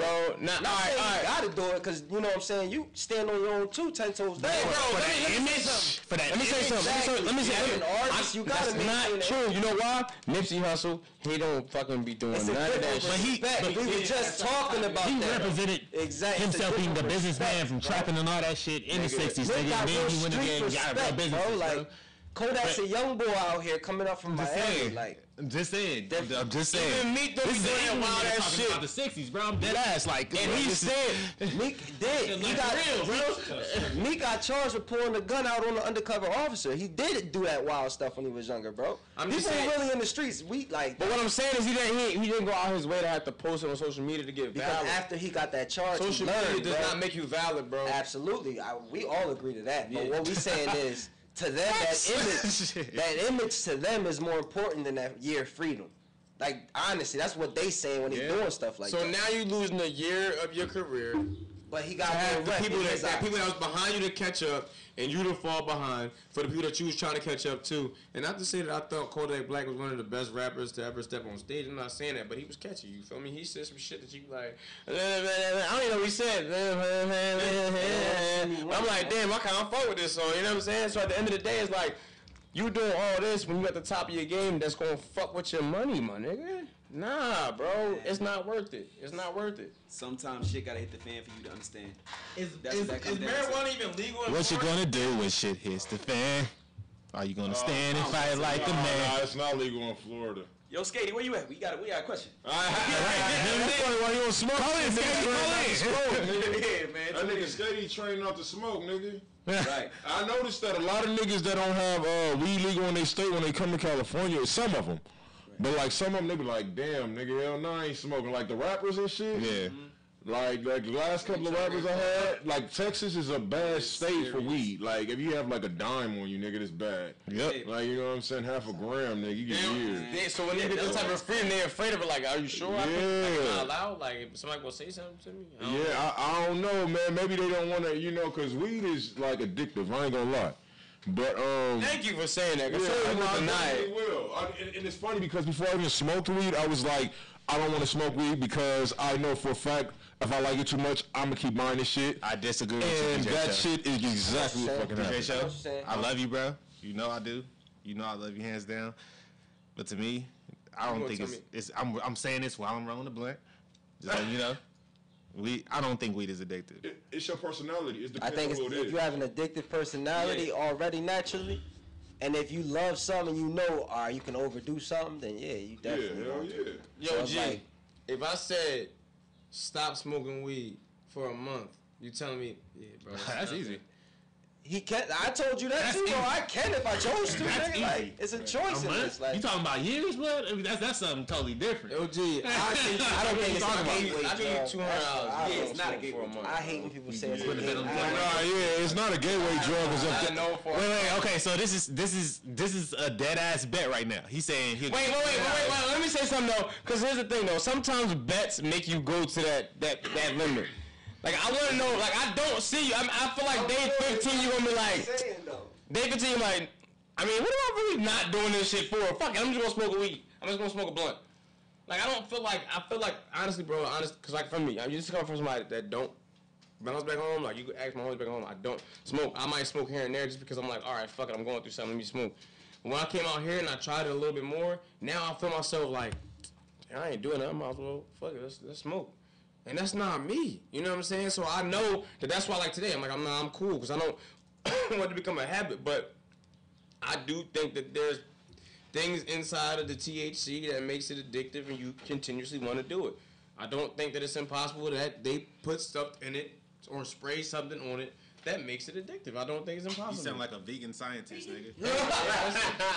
Now I'm going to do more research on it just because we talking about this, because I do honestly think it's a potential chance they do stuff like this. I mean, that's like saying, oh, well, the medicine they give us is not, well, the medicine also has side effects, but it helps one thing. You know what I'm saying? So at the end of the day, if the government is supposedly starting to get control over these things, why do we not think they can't manipulate what we're putting into our body? The same thing they do with our food and everything like that. That's why I said smoking with Joe Boys was a lot different, because I could tell, okay, I felt unchained at that point. I'm like, all right, it's a little different. Like this is all natural for us, at least. You know, like I can't necessarily speak for other people. You know, this is all natural for us. Like we even go to clinics that don't even grow with, you know, certain shit. Like those type of clinics get shut down. That's a whole different other topic though. If you want to even speak on that, but yeah, I mean that's why I'm promoting you, not promoting, but I'm telling. Like I know because I don't smoke, I can tell the difference when it does something to me different. When I smoke with there's a difference with what y'all have versus others. But I'm saying like the stuff when people go to dispensaries, stuff like that, that shit is addicting. It's addicting, bro. I mean, I don't think so. I mean, we can go to the science of the fact. By next Thursday, I'll have it for you. We will. No, next Thursday, bring the science facts. That's gonna be another topic. Kofi, note it down. Next topic. What's the next topic? Next topic is gonna be the scientific facts and analysis behind THC and what it does to your body, behind and not just the THC, addiction though. of marijuana. Not just THC. Because most dispensaries don't just grow THC. And weed is two components. It's the THC and the CBD. Exactly. You know what I mean? So it's two components. And I hear what Egypt is saying, and I get it. You know, I struggle with it myself. I'm a Joe boy, so I smoke all the time. But I can stop smoking weed if I need to. Now, if you give me a crack pipe, no. and I hit a crack pipe, I'll probably be dealing with that for a long time. Right. Now, I'm not gonna go to no rehab about weed because I'll look like a dumbass. Right. So I hear what he's saying, and they probably do spray some stuff on it to enhance it to want you to smoke more. But you can break that. You can stop that. Other things you cannot. So I feel it's more. Totally it becomes more of a like a habit, a bad habit, not really a deep addiction. I wouldn't even call it that. But what you just said was like, because it's like some addictions are more addictive than others. That's what you're saying. No, to me, but what I'm saying is we're all addicted to all kinds of things. No, We'll go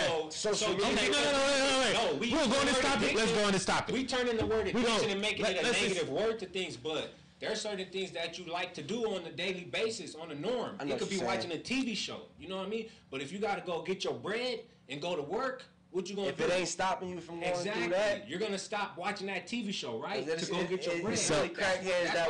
That's how I feel about weed. So I get what you're saying, but that's my perspective on weed. If I need to stop to go do what I have to do, like even being right here, done. It's done. So you mean to tell me, Egypt? This is speaking from your perspective, bro. You know, and I respect it always. So you mean to tell me if you not preaching, I can't even say preaching because we're not even preaching, but if we have a discussion about veganism and a person that's really vouching to you eating meat and everything else. Speak up, nigga. If we really talking about veganism and somebody that's really, you know, a carnivore type shit, that's really, you know, just eating any and everything, like, I don't give a fuck it, you know what I mean? Like, shit, I was last this long, fuck it. Right, for sure. But you really teaching the side effects and everything of that. true enough, you need a lot of protein to survive in the world. You feel me? Sure, absolutely. And there's a lot of people that don't know that you can get a lot of protein from certain substances as far as beans and stuff as far as that, you know, when it comes to being a vegan. So would you mean to tell me that you would preach the word of veganism and downplay the word of marijuana because of a certain type of addiction due to their beliefs? Or you're talking about as far as it being a gateway drug, because that's something totally different. Nah, so that's why. Okay, so now I want to make a clear separation between like smoking with Joe Boys versus like getting from a dispensary. Like I said, like for me, being a vegan is totally different. Like I don't care about the animal. I mean, I don't want to say I don't care about animals, but like honestly, it's more. Like, it's not like I'm not. Listen, I'm not the vegan. Nah, listen. I'm not the vegan. I'm gonna break it down to you. I'm not the vegan that's like, oh my god. No, listen. I'm gonna break it down to you. I'm not the vegan that's like, oh my god. I hope that I feel bad they're killing this animal. Nah, it's not like that. It's just that I feel like within the blood of the animal, it has like, you know, adrenaline and fear, and that DNA goes into your system the same way as like coffee and has caffeine. And you might not be able to see the placement of caffeine, but you know that even if you heat it up, it doesn't go away. Same thing as DNA. Even though you cook it, it doesn't go out the meat. It's still inside of me. And I don't want those emotions and different attachments inside my body. Yeah. So when you talk about weed, stuff like that, right? Mm-hmm. Smoke with Joe Boys, a lot different because you guys aren't tampering with it and trying to make it more addictive so that people come back. You just make it so potent that people are going to come back because it's good. They know it's fresh. You know what I'm saying? And there are different things because it's Medicaid. It's like medicine. Yeah. Because it has CBD in it, which is a separate placement from THC. But when you talk about what the other marijuana that's issued and these crossbreeds and different sprays that being put on it, yes, I want to not preach, but talk against it simply because there are different side effects, just the same way as you have, you know, a pill that has Oxycontin or whatever like that, or Xanax.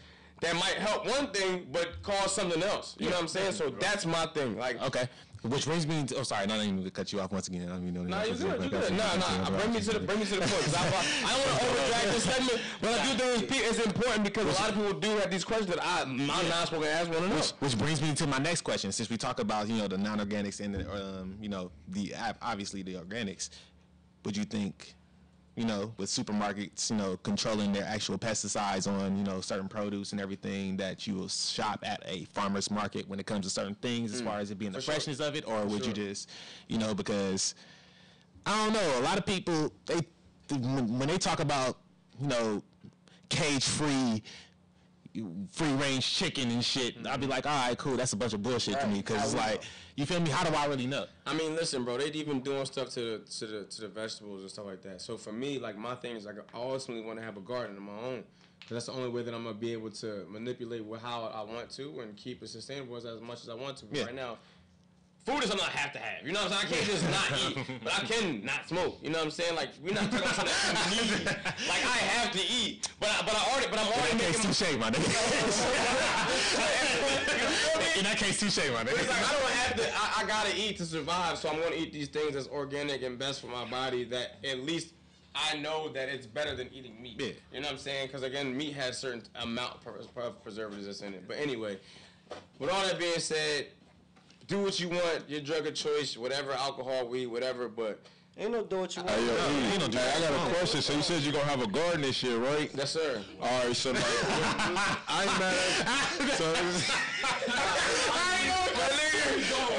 Because I see you said that, like, if the animals are scared, so would you, if you could ambush your animals without them looking, would you eat it? And then they were like,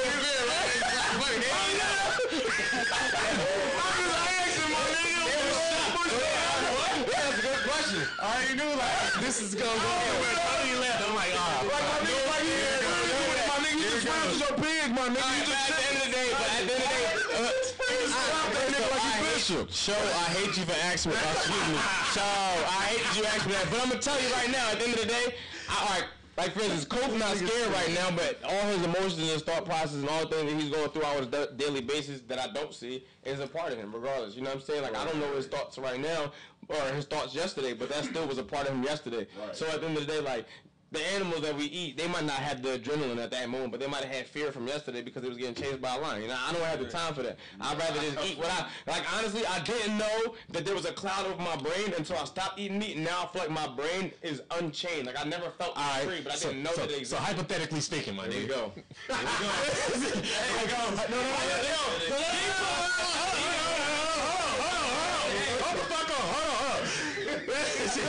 Hypothetically speaking, all right, you grew up as a fucking flower. Damn. You just get all the rays and sunlight and shit. You grew up in the backyard, you know, with a nice ass family. You feel me? Nice ass family watering you and shit. You feel me? Just chilling. And all of a sudden, you know, this family decides to want to get a dog. And this dog was, you know, turned up. Nigga's a pit. Nigga just turned all the way up. You feel me? Like, we out here, nigga. We digging up shit. Fuck it. And then you see your mark ass.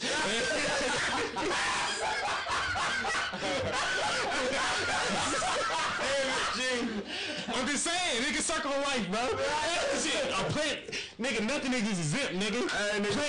Plants got, if I'm just saying, nigga, plants have a life. Yeah, you got a point. Plants have a life, nigga. A dog said, you know what? This looks fun. A dog said, this looks fun. I'm gonna play with this plant. How long you been a plant? Goes ahead and digs it up and say, oh shit. You been a plant before? Oh, fuck, what did I do to this fucking flower? Plants don't got feelings? Plants ain't got feelings, bro? They don't have a brain. So you mean to tell me that those side of greens of each other? They have a nucleus. How they have a brain? So they can't feel shit. That's what you telling me? This nigga talking about the plant killers and shit. Why is he? Now he got straight A's in science. Like, now he got biology. Nigga, I ain't in trees. I mean plants. I ain't no damn trees. Trees gives oxygen. This nigga said, I ain't trees, I mean shrubbery. I mean shrubbery, my nigga. Hey, check it. We're about to go on the break. That shit got a little wild, man. G wanted to talk about being a vegan. I don't even promote it.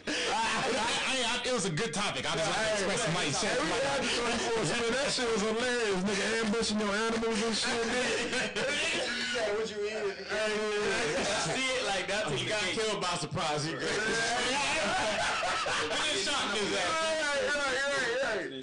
But yeah, man, we want to go ahead and get into the number 7 song of the hour right now, man. This Dijon Hayes with Rich and Rare, man. He's been killing the charts, man. Been on Plan 8 radio for like 3 months now. Nigga Dijon dipped in sauce, nigga. He got the sauce. Right. All right, then on number 6, man, we got Drizzy Drado with Chirpin'.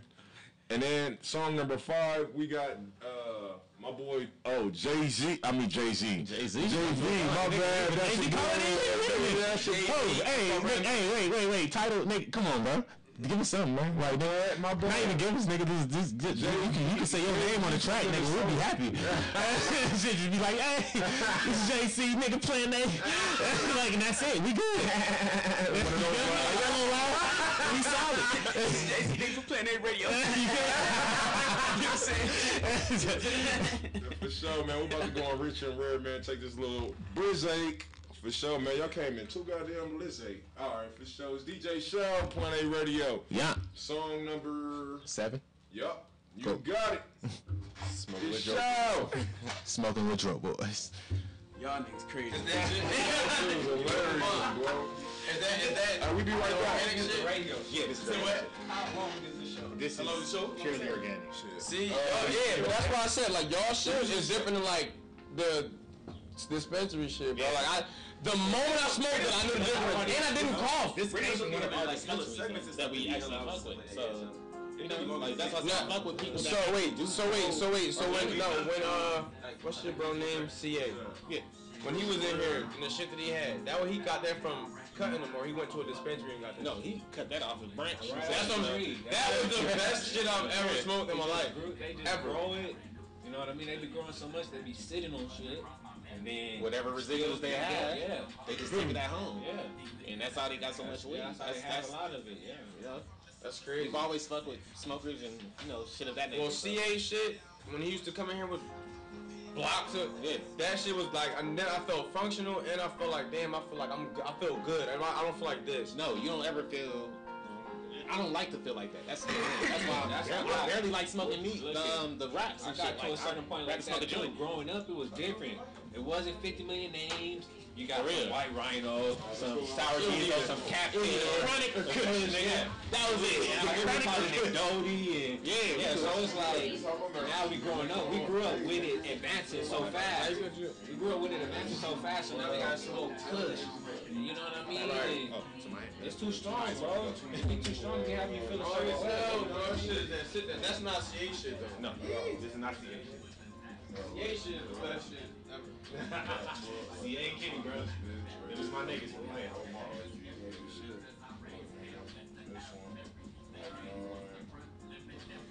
Nigga, I used to be up like 20 and all of them, nigga. This shit be fun as fuck. Yeah, dude. Let me know what you need from me and I'll give it to you today. Alright, for sure. Yeah, I got you. Alright, for sure, for sure. I ain't got shit. Oh yeah, that's pretty fine, nigga. What your man your word, nigga? What happened?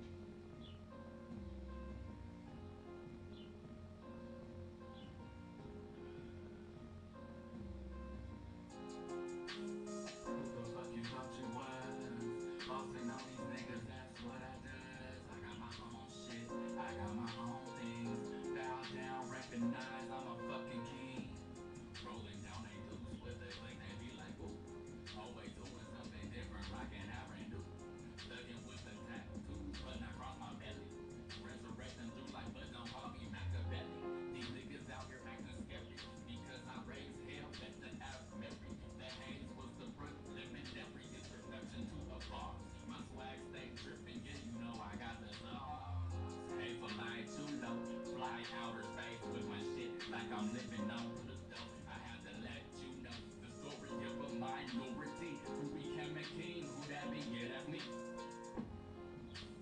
Who the fuck you thought you was? Bossing on these niggas, that's what I does. I got my own shit, I got my own things. Bow down, recognize I'm a fucking king.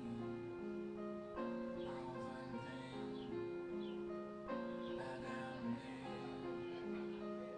My fucking king. Bow down to me. 503 Recipe, you know where a nigga be. Got the fresh green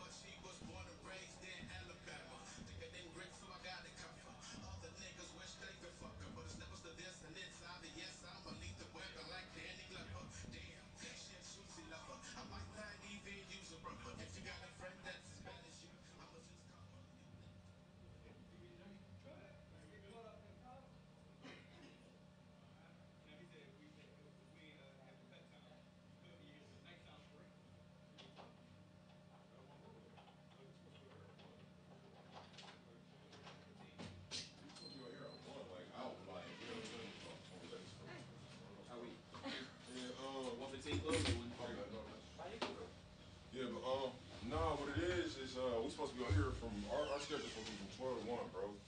But nigga, I just be having so much fucking fun. Nobody be in here, so I'm gonna take advantage, baby. Take it. Might as well. Pizza. I'm gonna go into the Pulitzer.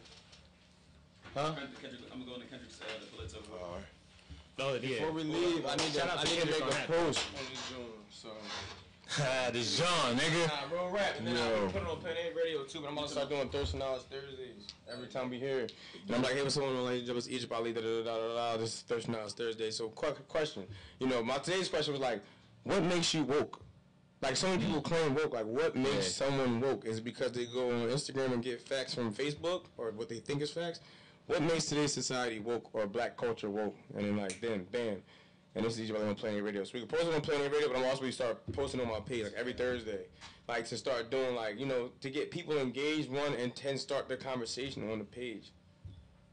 But that's a good-ass question, Like, really, that's a really bro, like, good-ass question. at this point, like, what is woke? Like, you know what I'm Yeah, saying? because I don't consider myself woke. Like, I just feel like I'm just, you know, a nigga that's trying to learn. Yeah, I don't think that people think that they woke. And, well, I think when you think about the words woke, I think that woke is more like, I know the agenda and I see the agenda, so I feel like I'm woke because my eyes is open to what the fuck they about to do. Yeah. But at the same time, it's like if somebody's kicking knowledge or if somebody's saying something about a topic, they're like, oh yeah, he woke. What? Or just because you get some false information from Instagram, or you just because you're pro-black, that means you woke? No, that doesn't mean you woke.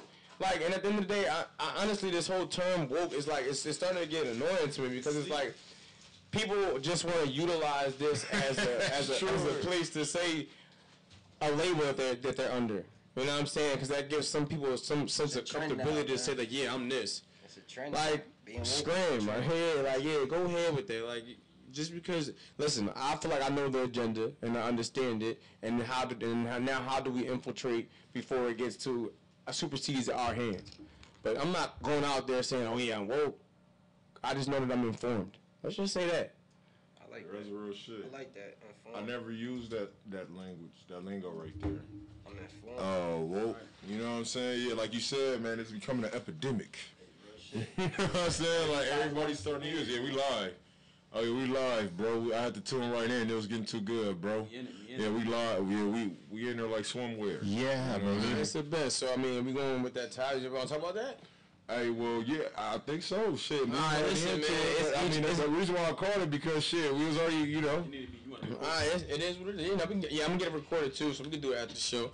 But it's all good. So it's Egypt Ali checking in right now, and I just want to pose a question to the viewers and the people that's listening in. Right now, it's so prevalent that people want to say I'm woke. What does it mean to be woke? You know what I'm saying? And what makes you woke? Like, so many people, like, if they go on Instagram and on Facebook and they're like, yeah, I'm woke, and like, what makes you woke? Because you got some information from Instagram, because you got some information on Facebook, you know what I'm saying? But half y'all don't even know about, like, you know, the significance of Mansa Musa or Roe v. Wade. You don't even know, like, you know what I'm saying? You don't even know the history about the continent of Africa and how we came about, and like, but yet you want to consider yourself woke. It's like, what makes someone woke? I want to ask all y'all that, you know what I'm saying?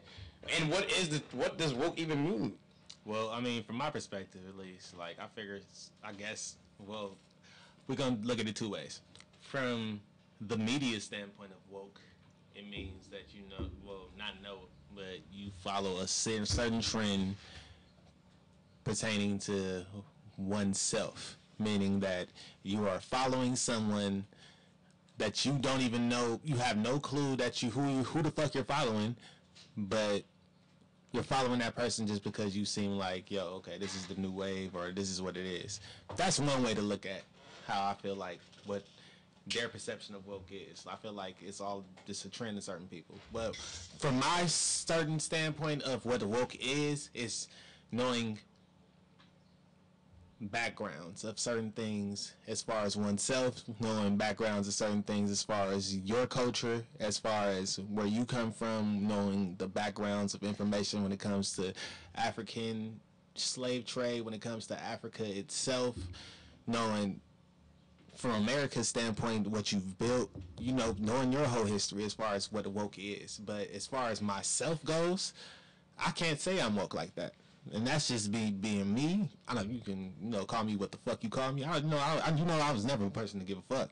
So I mean, call me what you want to call me. I feel like I'm not. Like, I mean, I feel like I'm just an average person that's just really trying to learn, and that's it. You feel me? Like, I don't consider myself any type of label. I'm just me. I'm just trying to make it. You feel me?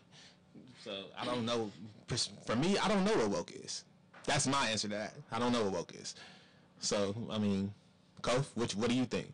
I'll just say mine's in a few words. Me and Egypt had this conversation a few days ago, and in a few words, to me, being woke is being aware of what you know. It's keeping an open mind and thirsting for more knowledge. Just thirsting for more knowledge. Like, I feel like people will say you're not woke because you don't know who Mansa Musa is, or you don't know about this certain thing that happened in the apartheid, or things that have nothing to do with your life. So why would you just know that? So I'm not woke because I know something that has absolutely nothing to do with my livelihood on that regular day basis. Being woke is being open-minded and susceptible to more knowledge. That's it. Nice. Okay. John, man, Lou, talk to him. John, what you got, John? Again, like he was saying, it's about knowing that you know nothing in a way, but always willing to stand firm in your belief, but also knowing that there's always more to learn. Know where you come from, know who you are. That's what a lot of people today, I feel like, skip and avoid knowing themselves. Like, people quick to claim woke, but they see it as knowing the current event. Yep. Yeah, that's right. You know what I'm saying? Hey, shit. That's what I was just saying. I'm like, yo, are you really just, It's like, but who? First, if someone tell me they woke, my first question to them be like, all right, who are you? Like, let me know who are you? Who are the person that you claim is woke? Who is this person? And then from there, all right, now let me get where you got that. Like, it's levels to being woke. Like, you can't just be out here claiming. In today's society and what's going on, the biggest stage of being woke is sounding pro-black. That's like, to me, what I see the most. The people who claim pro-black, they always claim woke in that same sentence. Like, in a way, some of them sound like they want segregation in a way. Like, that's how some of them come off. That's real shit. And that's why I'm like, I get confused now. Like, I'm like, okay, are we fighting for segregation? Or are we just fighting for equal injustice and all this? You know what I'm saying? What we're not being given here in this country. So it's like, when it comes to woke, it goes so many ways. Like he was saying, like, it could be who you following. Now you feel woke because now you can recite word for word what he just said. So it's like, I don't really know, like he said, what woke is. But to me, it's about standing firm on your own 10 toes, like 10 toes down. This is what I believe in, but yet I'm not closing off, gaining any knowledge. Yeah. I like I was telling him when we was at the house yesterday when I first met him. We got deep in the convo, and I'm like, this is what I like. I like being able to bounce knowledge off someone and get knowledge in return. You know what I'm saying? Even if it gets to a point where y'all like this, to me that's great. Because now y'all really showing what y'all really believe in. Like, okay, but yet you're still listening. So it's like, woke to me, just be open to learning more knowledge from everyone. And everywhere. Yeah. You know what? This just brought me to a different question now, only because I'm hearing y'all speaking and I'm thinking about, knowledge about, like, Africa and stuff like that. And then I'm looking at Kofu's family is from Africa, And I just want to ask you a question, Kof. Like, with your people is coming from Africa, and you live in America, and slavery happened in America. Do you still emote with slavery, or do you disconnect, or do you? Because like someone like me or myself who doesn't have family, like I'm not first generation. My family like came straight from the continent. I don't even know what was the last generation that actually came from the continent. Right. So my culture can emote to slavery and the struggle of slavery, but then someone like me can say, well, his people didn't struggle with slavery because his people came from the continent. You know what I'm saying? So I'm curious as to like what's your thoughts about that, and as far as slavery, and then your people's actually coming from Africa. Yeah. So what people fail to realize as blacks, as people, Jews, whatever the case may be, is that slavery repeated itself so many times in so many different words and so many different phrases and so many different times. My grandfather, we're not allowed to speak about the apartheid in the house because my grandfather went through the apartheid. So the apartheid was when the Germans and Russians came into South Africa and tried to flush, religion and things of that sort. They first started with showing love. And they use the two most powerful tools in the world, fear and love. Once you make somebody have fear, you make them vulnerable. And when somebody is vulnerable and then they see love, they gravitate towards it. And once you have their love and you have their heart, you have their soul.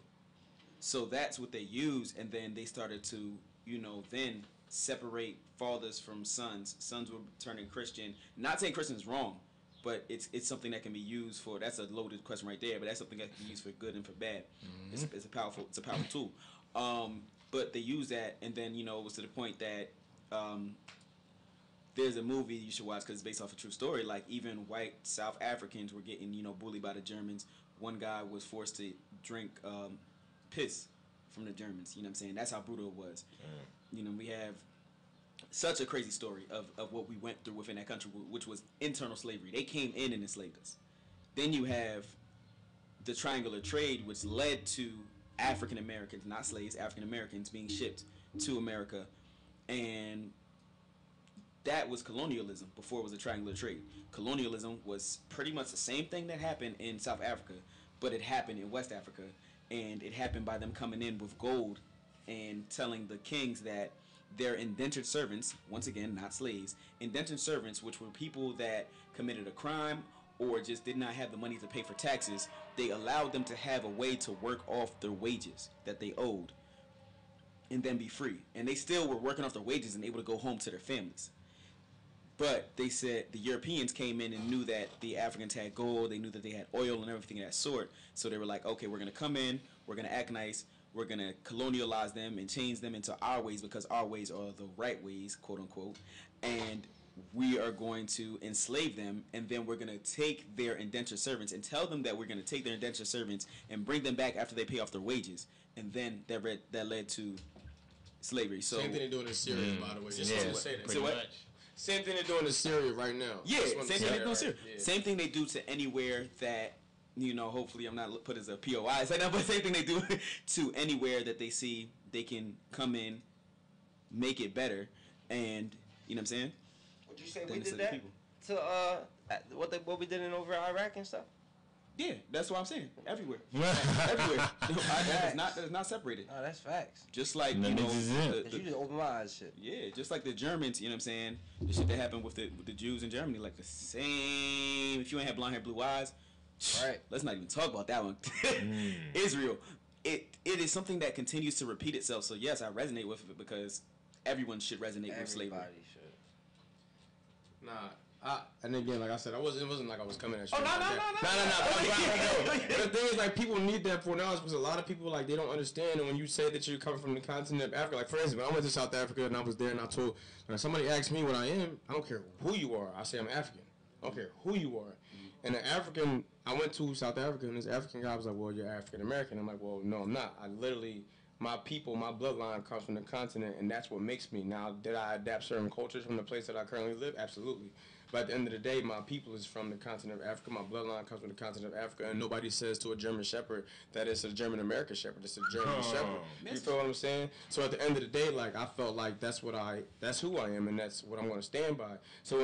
But I also do realize that the people that came from Africa that came to America, those African brothers and sisters, were colonized and manipulated, and that's my struggle because of my ancestors that came from the continent. But your struggle clearly is different, and then you broke it down to ways that we, can understand better now. So I appreciate you for that. But I wanted to bring that all together to just say, us as a people, we need to start to seek more knowledge and stop just going off of Facebook, Instagram, and getting the answers from those type of different social media accounts.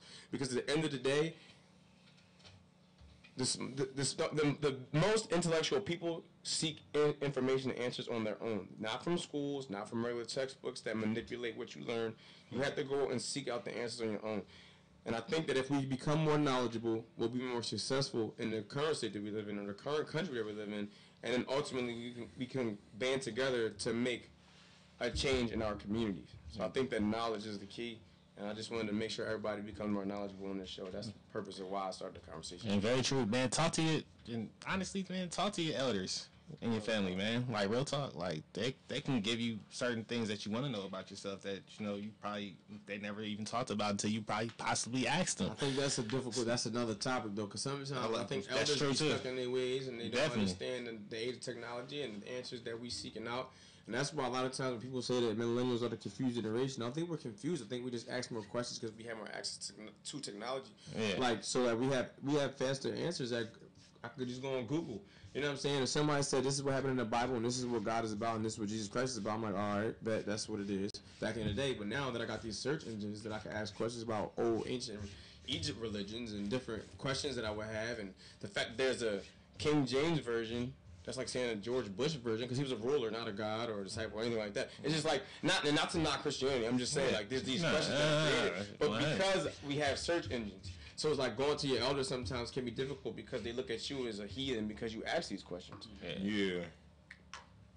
That's real, though. Yeah, nah, for real, man. But I just want to, before we get off the air and all that stuff, just give a shout out to Planet Radio and DJ Show for opening these opportunities for us to have these conversations that are needed to start these conversations, man. Thank you, man. I appreciate it, man. All right, but look, we're about to get into the next song real quick before we get off air. But we're gonna come back. We ain't done yet. Look, man, this is right now we got the number 5 right now on our station. Oh no, I'm sorry, number 3. It's Hope Dealer by Black Stacks. Shout out to Black Stacks for making number 3 on our countdown. It's Planet Radio. It's DJ Show.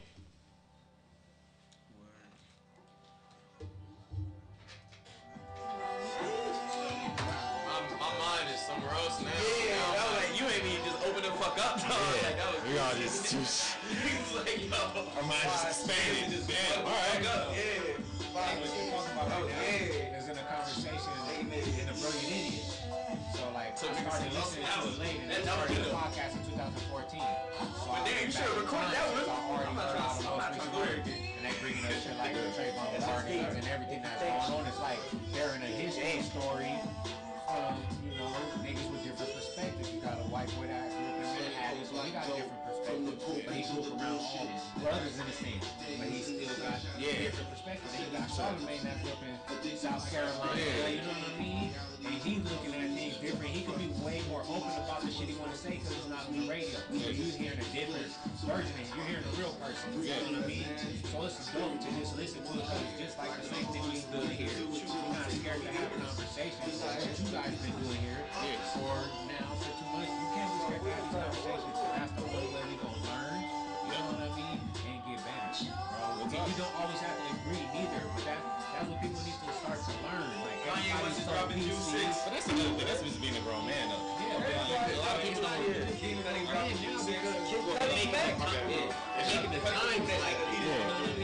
But it's just a lot of people can have a civilized conversation and disagree and then still be walk away and be cool. You know? A lot of people can't do that. Seriously, their thoughts, their beliefs, they be really just behind. Fuck this nigga. No beliefs at the end of the day. You was an air or G-show beliefs because we all still gonna have to breathe, get up and go to work, go do shit. We still gotta be human beings at the same time. Your beliefs are your. My thing is, my beliefs ain't gonna change the way I treat you. Exactly. We should still treat seriously. That's just me though. You know what I mean? That's the main issue. That's the number one thing is respect. And I think that's what was lacking in our generation. And I think that's why we all like-minded in here because we probably grew up around somebody that taught our ass. Respect is the number one motherfucking thing. Right? You know what I'm saying? I respect you. When niggas was talking about getting the ass looked, I wanted to hop on the mic because my auntie, it was always a lot of us. Our family big, so they always got a lot of kids and everything. Yeah, something like that. I'm about to do like 3 more songs. You know what nickel is? You could Google it. Nickel belt? Probably like 1 or 2. Well, you got a bump? Google it. It's just gonna look like her shit had points on it, bro. Yeah, I ain't sure. Everywhere on that shit. As long as I'm out here about 2, I'm solid. If you get in trouble, you probably gonna get your ass with that if you got in some real trouble. I'll get some real trouble, she might snatch your ass up real quick and, you know, do his thing. But she was legit and niggas up. And it's boys. You be like, oh, 6 boys. Yeah, I already know them assholes. At the end of that line, how they feeling.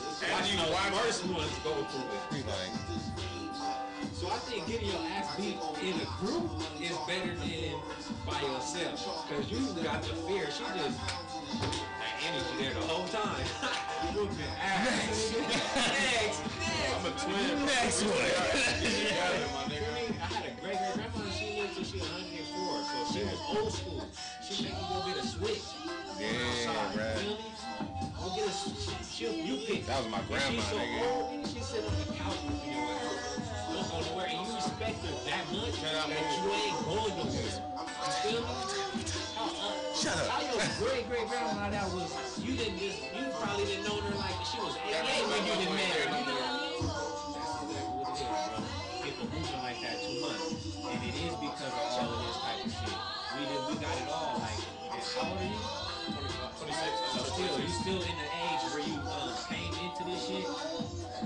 Like, me and this nigga came into it where we seen everything progress, you know what I mean? So, you know, the church was our popping phone. You know what I mean? The church was our popping phone. Like, these are kids' shit, you feel me? Chirps and... A big-ass church. Nah, but I had next to the nigga, That's what I'm saying. That's what I'm saying. You're there. I was at the back end though, so I kind of got a little bit of this too. When I was in high school, niggas had iPhones. Yeah, see, we probably had the first fucking iPhone in high school. Sidekicks, and that's what was popping when we was in school. Even in our first years of high school, the chirp was still Nigga had a chocolate phone and a chirp, nigga. Yeah.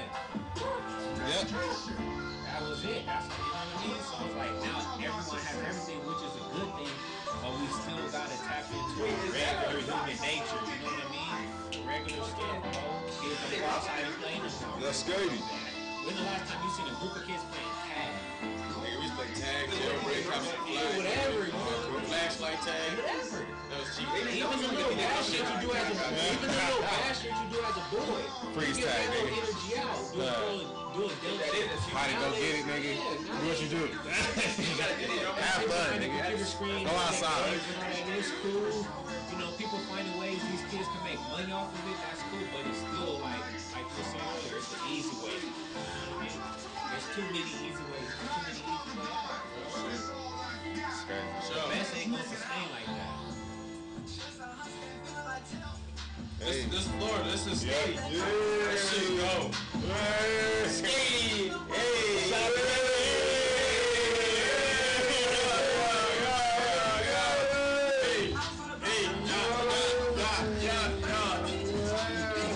This shit, I'm like, they don't like this shit. That shit be going hard. I'm like, hey, don't eat that song. They go to the station. And they got number 2 on the station.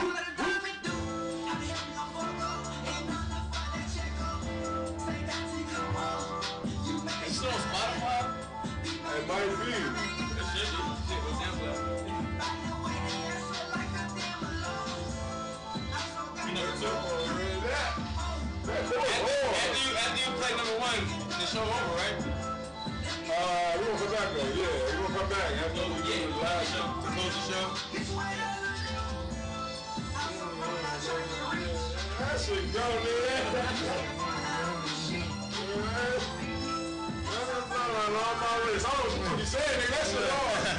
On my wrist. That shit hard, though, nigga. Yeah, you gotta know. This shit go, bro. Like, damn. This shit come. The video hard, too. Yeah. Video. Skating.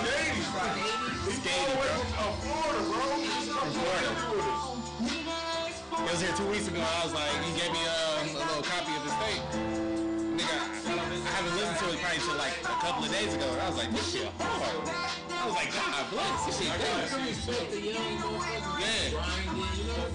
I was like, for real. It's really like when you meet the person, you know the person. Yeah. You can hear it in their music. Yep. You know what I'm saying? I was like, this shit dope. This shit nigga trying. You could tell he took the time to do this shit. It's his sound though. You know what I mean? Like, and that's what you was talking about, that Florida sound, huh? You got a Florida sound? Yeah, I had to get out of my Summer County way. I listen to a lot of trap Because music. this right here was a bang off the rip. I was like, I like this shit. I listen to too much trap music, so I'm like, this sound like one of those. You know what I mean? And he cool as shit though. He humble nigga. Real cool as fuck, bro. Hey, you got my keys, bro? No, I got him back to you. What? My keys? Right here? Yeah.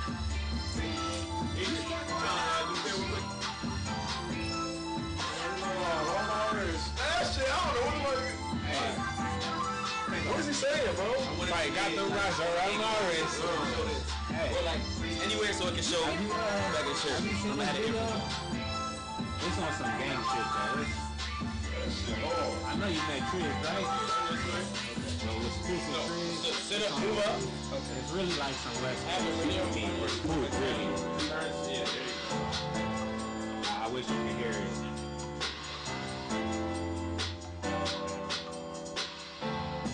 Take your hands off. Just be like regular, like you talking. I knew that shit hard. You know what I'm saying? We in the building. It's King Kofo routine, the flush fitness at its best. You know what I'm saying? We always killing it every day on Plan A Radio. Fuck a Plan B. You know how it goes.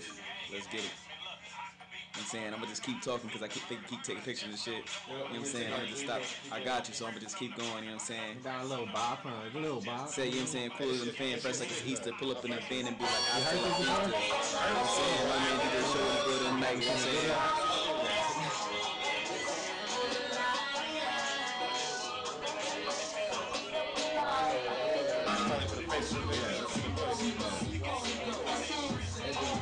That's number one. Knowing that nigga since he was little, go to church together.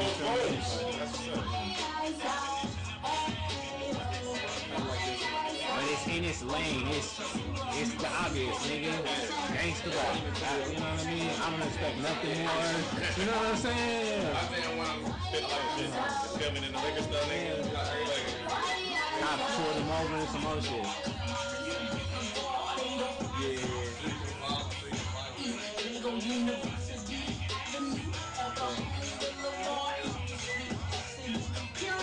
His bars on.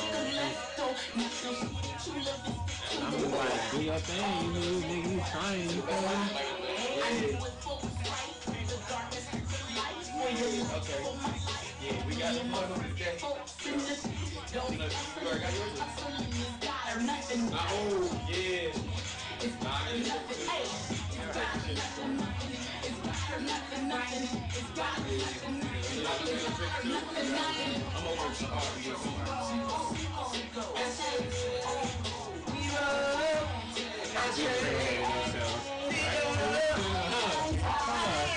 He's really on camera. The song called Gang Enhancement, so shit.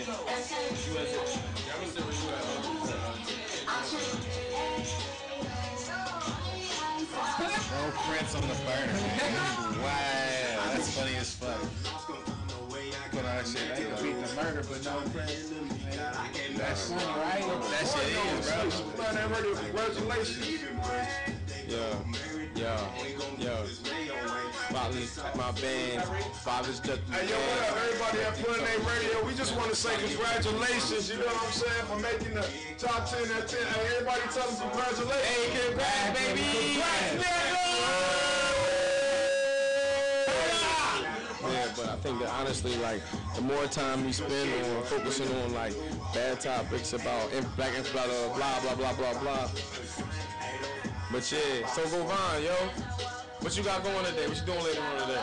What am I doing today? Yeah. I gotta go to work and bartend today. Man, where you bartending at? At Chili's and Carson and shit. Where? I don't even know. Is Carson far? Carson ain't far at all. All you gotta do is go on the 405. All you gotta do is drive on the street and you will be there in no time. Check. Yo. He still go around the street, go around the street. I can't rap when I'm not high, but a matter of fact, I am fly as shit. I'm that guy. Whoa.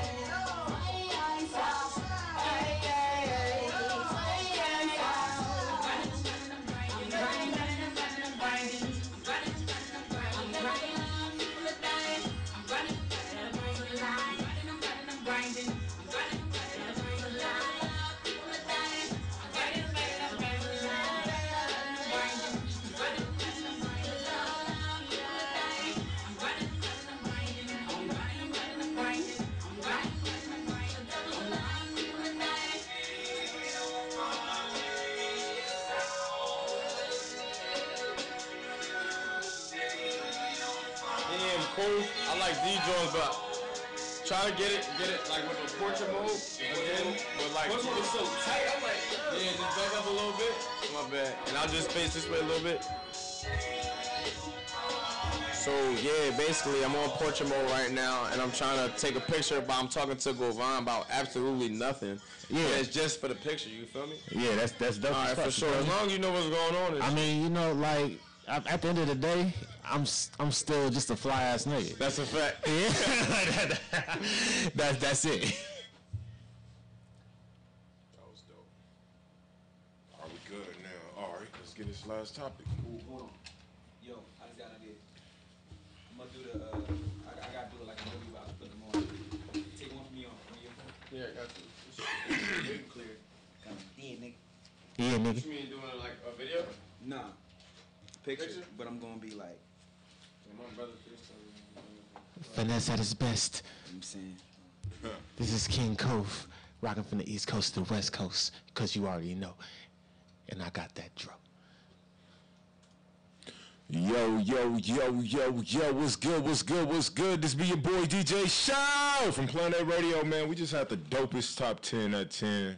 You know what I'm saying? So we gonna go ahead and count that out for y'all real quick, cause we did have 10 dope ass artists, man. I appreciate they grind, and I like to, just shout them out. You know what I mean?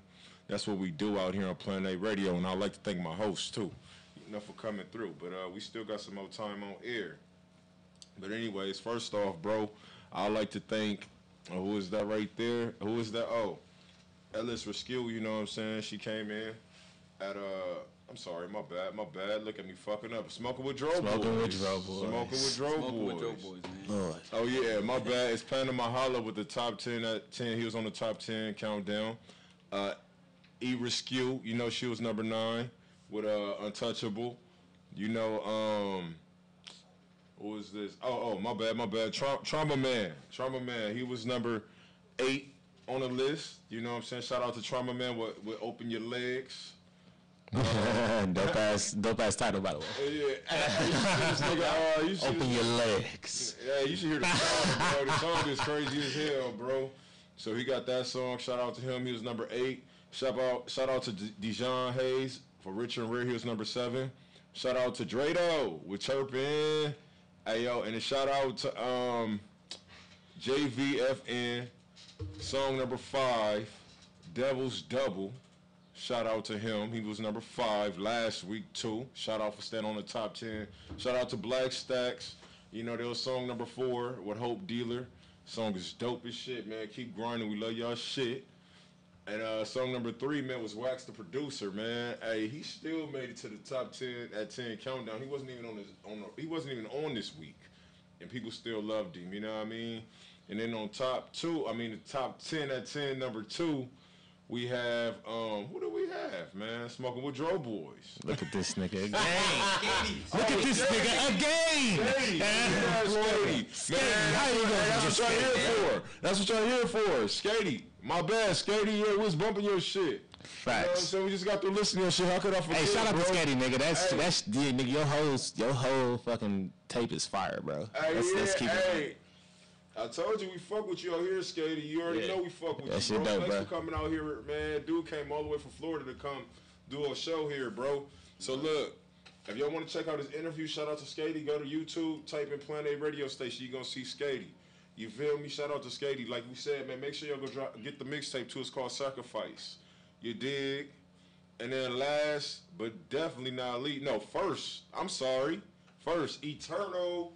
Hey, shout out to Eternal 805. Hey, that song is fucking amazing. Y'all got top 10 at 10. Y'all got number 1 out of everybody. So you know what? Just keep that grind up. Y'all gonna be seeing a lot more from them. They tuned in to Planet Radio all day. Shout out and congratulations. Like I said, man, it's DJ Show. All right, man. Most definitely like to say thank all the artists. And if y'all want to be on our station, make sure y'all submit your music to Planet Radio Station at PlanetRadioStation.com. Hey, this the back scenes, nigga. So this got his lines. Hey, that's that mango, nigga. Hey, I was cool until I had that mango. That nigga had that Johnny Appleseed, nigga. That nigga had that James and the Giants peach, my nigga. He's like, if y'all want to plan it, if y'all want to tune in right now, I need to give me some of that. Yeah, man. But check it out though, man. We're about to go ahead and get back into these topics. We got one last topic right now. Probably a couple, like one or two. Yeah, I mean, I would say we got one more. One more. Let's get one more. You know, we got one more for sure. We got one more for sure. We got one more for sure. We got one more for sure. Let's go. We got one more. Oh, see the shit I just turned up. All right, so shout out to Kendrick Lamar for making history. History this week. We gotta, you know. I feel like we should just always end the shows with the wins of the week. You know what I'm saying? With the wins of the week. So we can we get a round of applause on that shit for that shit? I ain't doing my job. Please get a round of applause for that shit right there. You feel me? Yeah, we should always end the show with the wins of the week. So like, you know, I'm gonna push that. It's not in stone, but wins of the week. Kendrick Lamar won one of the 2018 Pulitzer Prizes. Now they give 13 of these out each year, but you may think that's a small thing for somebody winning a Pulitzer Prize. I did my research because I said, like everyone else in the room, what the fuck is that? I said it's probably big, but what the fuck what is it? So I was like, all right, a poster. We have YouTube University. We have YouTube University. We got Google, so I went on Google and I found out this topic. So I'm not gonna read the whole thing because we don't do that. This ain't English class. Would you please read and turn to page 9? But this is created in the 19th century by Joseph Pulitzer. So he stood out as a very much so the embodiment of American journalism. This award is awarded to people, journalists, artists like drawing, art, people who write books, and musicians that embody the culture. You know what I'm saying? Just embody the culture in just a visionary manner. This, however, has never been given to a hip hop artist. This award was, awarded to many blacks in the 1900s. In the level of jazz. And jazz, we like all millennials out here, so y'all probably don't know what jazz is, so probably don't listen to jazz. But one name that I guarantee 90% of us know is Duke Ellington. Right. Well, so, of course. If you could think of the ranks of Duke Ellington, entertainers and artists and musicians of that sort, Kendrick Lamar is the first hip-hop artist by the album of Damn to be awarded that award. So, round of applause to him, man, and salute and many more. We need to see many more. Right, man. Salute that for sure. Oh, yeah, round of applause. Round of applause for that, bro. Man, that is amazing. Yeah. That's amazing in itself, man. Like, that's the level of how great that is. The first hip-hop artist? First hip-hop artist. And think that how is many big, yo. Like, you, man. Hell yeah. A small kid from Compton.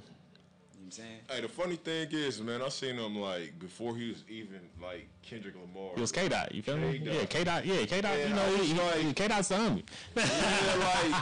He got like songs, like was around like Quincy White. You know Quincy White, Dub. They used to call him Dub. Yeah. Oh man, one more thing. Yeah, we got to get into that a little later because there's some news about that. The studio fire that got burned down. Y'all heard about that? The studio fire in Hollywood. No, I did not. Oh, man. All right. But, yeah, shout out to Kendrick Lamar. We'll talk about that after. Yeah, Kendrick Lamar, man, that's crazy, man. Like you said, just somebody from Compton. Small kid from Compton. Small kid from Compton. Good kid, Mass City. All right, I was about to say that, man. He paving the way from, like, showing anybody to do. And that's a dude just going to the swap meet, winning Cortez and shit. Right. All he was doing just pouring his heart out. Like, and what it is about Kendrick, it just sounds like he's just one of us. Like, it don't sound like, like one of them niggas out just clowning in high school rapping. For real, and man. just putting on the beat. Mm-hmm. or like really doing some shit like that was really hard. Was like, nigga, I can spit too. And talk about some shit, like, you know what I mean? Yeah. And it's just that, like, it showed a different wave. Like, nigga, I ain't got to drink lean or do this shit, nigga. Right. I can still wear swap meet shit and still get on, nigga. Like, you know what I'm saying?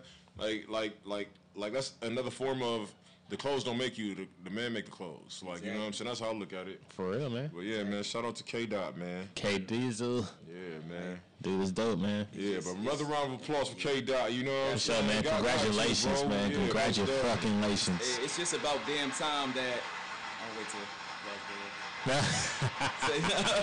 Oh, you know the audience be clapping. When they clap for a long time. It's just about damn time that we start recognizing hip-hop for what it is. Hip-hop is an art. Hip-hop is a part of not just black culture. Hip-hop is a part of American culture and the world's culture. even in Europe, they rapping. You know what I'm saying? Everywhere, all around the world. My cousins in Africa, Ghana, South Africa, shout out to them, they rapping. Like, hip-hop has really painted a picture of the story of our society in many different ways. So shout out to those in the 90s and the 80s and the 70s, those trailblazers that knocked at the door of this Pulitzer Award and made it easier for him to go ahead and open that door. Shout out to them. Right. Another round of applause right there. Most definitely, most definitely. All right, yeah, man. So look, one more thing before we get out, man. I had to say, yo, R.I.P. to Low Pro, a.k.a. Broski. You know, he was from L.A., you know, from 127th and Broadway. You know, he used to be with Quincy White, you know, Hood's Finest. I don't know if y'all remember Hood's Finest back in the day. Yeah, I know. They called him Low Pro, Broski, a.k.a. Broski, man. Matter of fact, we could actually look it up online. What was said is that the dude, what happened was, you know what I'm saying, at the studio, you know, it was a studio fire. They said that they caught a guy on surveillance camera going to the gas station across the street and, like, basically lighting the fuck, like, you know, flooding where they were specifically, where they were trapped in a fire where they couldn't get out. You know what I'm saying, in the studio. And mind you, this was their homeboy. You know what I'm saying? They said, it was been said that, hating ass niggas. Hating ass niggas. So it was said that on, Friday? His sister said on Friday the dude was just at his house, sleeping and shit, like they took him in type shit, you know what I'm saying? And these dudes, they, like, he was on a positive shit. He was, like, you know, out the street, had his own studio doing his own thing. But, you know, I don't know. They said they got in an altercation or whatever. You know, they were asleep or whatever in the studio. But no matter what the case is, man, you know, it's a big loss, you know, for everybody. You know what I mean? It's fucked up. Like, and, yeah, man, I just want to say shout out, you know, I mean, my condolences to the family, man. You know what I'm saying? Because I was real messed up. It didn't have to go out like that. You know, the studio fire, man. Shout out to everybody who lost their equipment, yo. I know time is gonna heal everything as far as, you know, your equipment and everything, your losses. But you know, you can't get nobody back. You know what I'm saying? That's the real fucked up issue of this whole situation, man. That was foul, like, off of jealousy. Like, you was boys, you know what I'm saying? Obviously, that man has something you tried to gain up off of, you know what I'm saying? That seemed like something like a nigga just cut you off, and he's like, oh, if I ain't gonna make it, he ain't gonna make it. Like, you know what I'm saying? Or a nigga killing you for just shooting on you. Yeah. Man, like, niggas is really like Bishops. Juice was a real movie, bro. Bro. Like, we've been through some shit like that. Like, yeah, you feel me? So. Juice is a real movie, bro. Like, you know what I'm saying? Like, niggas out here really being bishops. Like, you know what I mean? It's a fucked up situation because it's like somebody took you, somebody you trust, and they just backstab you like that to the point to take your life. Sometimes, man, it's important to keep your moves to yourself. Everything doesn't have to be posted on social media. Everything doesn't have to be posted, you know, everywhere. And again, I fall victim to it too. Like, sometimes I get real comfortable on posting things on social media, but it's like we don't have to promote everything that's positive in our life to make sure that people know that it's happening. Just, it's almost like in today's society, it's like, if you don't post it, it ain't happen. You know what I'm saying? So it's like right now, I think that with that being said, and my condolences to the family and to the brother that passed, is that when you start to get to a certain level of success and you start to reach to a certain, you know, epitome. Is that the word? Epitome. You gotta make your circle a lot tighter than what it used to be, because not everybody that you would like to be is for you. You know what I'm saying? And before I sign off as Egypt Ali, I just want to make sure that this show encourages people. You don't say ass like he is somebody else. Nah, I know, right? I'm saying as Egypt Ali because I'm speaking for myself right now, because after we talked about it, my mind is so filled with so many different thoughts that I just want to encourage the culture and my people to start to do their research on themselves and the society in which they live in so they can maneuver the best way possible for them. Yeah. So I just want to encourage all the people that's listening right now, that's tuned in, to just change their perspective and start to move accordingly for the benefit of themselves. Real rap. Real talk. Most definitely, bro. All right, most definitely, man. Anybody got anything else to say? Smoking with Dro Boys. Smoking with Dro Boys, nigga, fucking up my speech impediment. Fucking up your speech impediment? That's a hell of a statement. That's that mango, bro. That nigga say he's fucking up my speech impediment. They got me talking like Muhammad Ali, nigga. They got me over here talking like Muhammad Ali, nigga.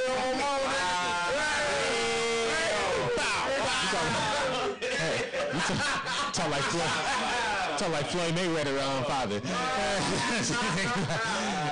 Hey, I heard your mama got dreads like Floyd Mayweather father. Man, you said dreads? Remember the dreads? He had the two little ugly ass dreads he had going over in the bowl. Nigga stupid. You got the Missy Elliott I can't stand the rain jacket, nigga. Man,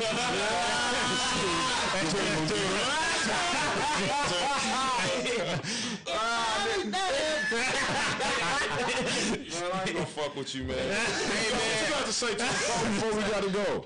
What you got to bag on this nigga bone? What do he look like? Oh, man. Y'all look like twins and shit. You wanna start this up? You look like his little brother, nigga. You wanna start? He look like cracking on him, man. You wanna start this up, Randy? Where we on, bro? Listen, I'm chilling right now, but don't get me started. I'm getting you started, nigga. I'm ready to get this nigga out of here. Fuck out of here. That nigga jacket too stiff for him to move. That's why he didn't want to move. Shot in a cool ass jacket, nigga. Yo, show, put the camera on you. Alright, I will. Alright, now show, take your hat off. Your peanut Eminem head ass. Fuck out of here. Take your hat off. Take your hat off, show. Take your. Whoa! Shit. Onion. Potato head. Fuck out of here. You got me started. You say your line up an upside down capital U. Oh! Shoot.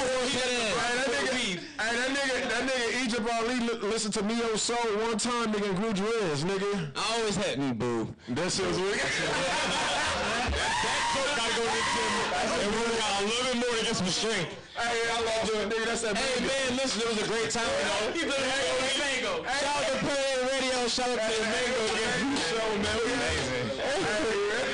Hey, listen, I'm Egypt Ali. I'm tuning out, but I want to give a big shout out to DJ Shaw for Planet Radio. Shout out, you working, bro. I appreciate you. Hey, what's going on, everybody? It's your boy DBG, Dro Boy Go Vine in the building. You know, we signing out. Planet Radio. It was a blast today, y'all. Word. Royalty in the flesh, finesse at its best. It's always King Kof, and I'm always happy to be here with my host, man. Shout out to Planet A Radio, and shout out to DJ Shaw. Hey. Man, it's your boy G Nice, Dro Boys in the building. I just want to thank DJ Show for letting me come through for this opportunity. Plan A Radio. Easy. It's going down, you heard? Oh yeah, this Luke, John. You know, I just want to say shout out to LA, and I want to thank y'all for having me, man. It was great. No, most definitely. It was a pleasure. Man. Most definitely, man. I just want to say shout out to all my hosts, man. Y'all was great today, bro. Like, y'all great every day we can. We always do this like it's our last. You feel me? And I appreciate y'all, man. The energy, the love, the chemistry, man. We definitely got a Plan A radio retreat coming up, man. So we're going to have way more shit coming up for y'all. You know what I mean? More entertainment for y'all. More entertainment for y'all. You know what I'm saying? So y'all going to catch us in the streets and all of that other shit. And if y'all ever need, you know, radio play or Instagram, you know, promotion or anything, hit us up, man. PlanARadiostation.com. And if y'all ever need, or hit up one of our hosts, man, on our station. Nigga, it's that mango, man.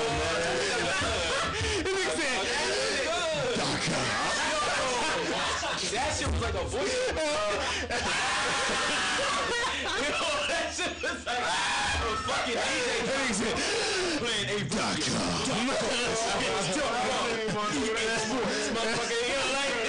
Hey, you can't make no mistakes. It's in the game head ass like, yo, this nigga wild out. Hey, we doing this. Hey, Cole pointed it out. I just executed it. Hey, follow us at PlanARadiostation.com. I mean, Plan A Radio. Smoking on Instagram and Twitter. And follow me also on The Real DJ Show on Instagram and Twitter. It's DJ Show. All right, man, we out. Yo, bro, I need you to do me a favor, Cole, real quick. What's up? I need to get this drop so I can do this jump for my page, and I'm gonna